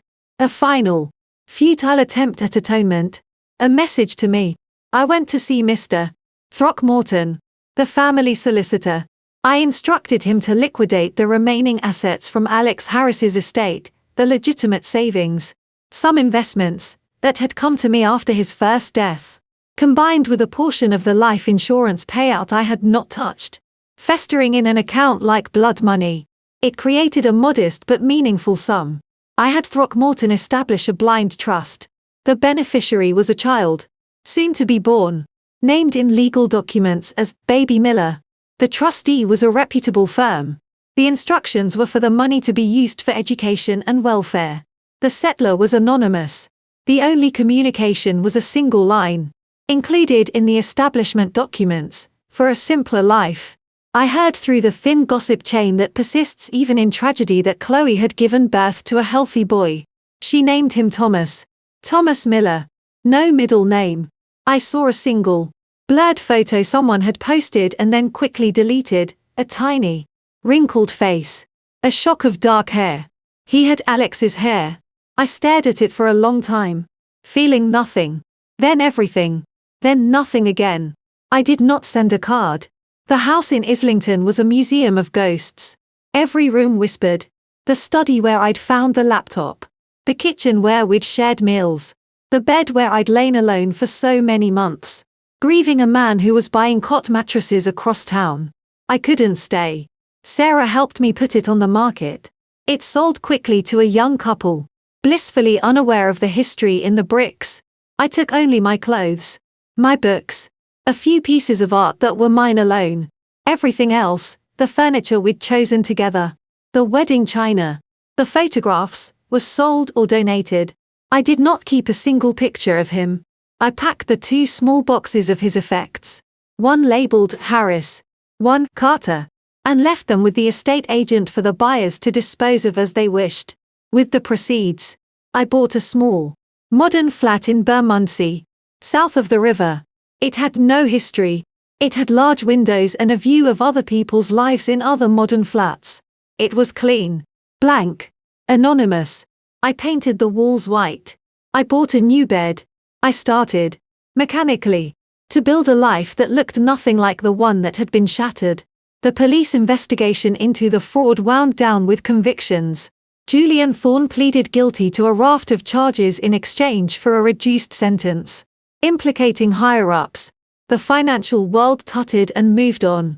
D.I. Prescott called me once, to tell me it was over, and to say, in his stiff, professional way, that I had been brave. I thanked him. I didn't feel brave. I felt numb. And then, gradually, just very, very tired. A year passed. The sharp edges of the pain dulled, not into absence, but into a permanent, heavy weather system that lived inside me. Some days were clear. Some were overcast. Rain fell internally, without warning. I went back to work at the gallery, losing myself in the cool, ordered world of aesthetics and provenance. I had dinners with Sarah. I took long, solitary walks along the Thames. I did not date. The idea of letting another person in, of trusting the architecture of a shared life, was unthinkable. The foundations felt forever compromised. One afternoon in late autumn, a year and 2 months after the night at the canal, I found myself walking in Richmond Park. The leaves were turning, a fire of gold and russet. The air was crisp, clean. I was watching a herd of deer graze in the distance, their forms graceful and distant. My phone buzzed. A text from Sarah. Dinner on Saturday? I'm cooking. No arguments. I typed back, okay. As I stood to head back, I saw a woman on a path about 50 yards away. She was pushing a sophisticated pram, her head bent, talking softly to its occupant. She had blonde hair, cut shorter now. Chloe. She hadn't seen me. I could have turned, taken another path. But I didn't. I stood still, watching. She straightened, tucking a blanket around the child. She looked older. The girlish radiance was gone, replaced by a quieter, more resolute strength. There were lines of fatigue around her eyes, but her posture was straight. She was dressed practically in jeans and a padded jacket. A mother in the park. As if sensing a gaze, she looked up. Her eyes scanned the landscape and found me. We both froze. 100 unsaid things passed between us in that suspended moment. The shared, horrific memory of gunshots and blood.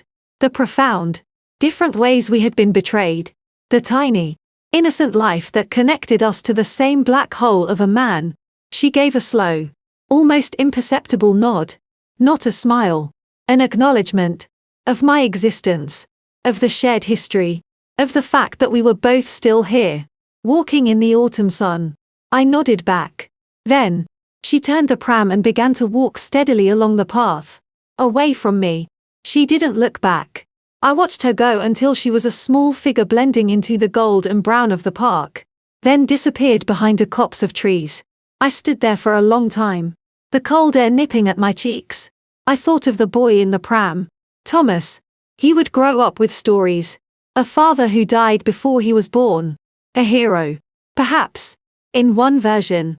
A flawed, desperate man in another. He would never know the crushing weight of the full truth. Maybe that was the gift Alex had finally, in his catastrophic way, given him. A simpler story. I turned and walked towards the car park. My own footsteps crunching on the gravel. The grief was still there. A familiar stone in my pocket. The anger had banked to embers. The betrayal was a landscape I now lived in. Its geography known, if not loved. But for the first time, as I drove back across the river towards my anonymous flat, the blank future did not seem like a punishment. It seemed like space. Empty. Yes. And quiet. But mine. To fill. Or not to fill. As I chose. I would have dinner with Sarah on Saturday. I would go to work on Monday. The seasons would turn. The river would keep flowing. Grey and relentless. To the sea. Life. In its brutal, stubborn way. Insisted on continuing. And I? Eleanor Harris, widow of a ghost, witness to a lie, holder of secrets, was, against all odds, still part of it. I was not happy, but I was present, and for now, in the ashes of everything. That felt like a kind of mourning,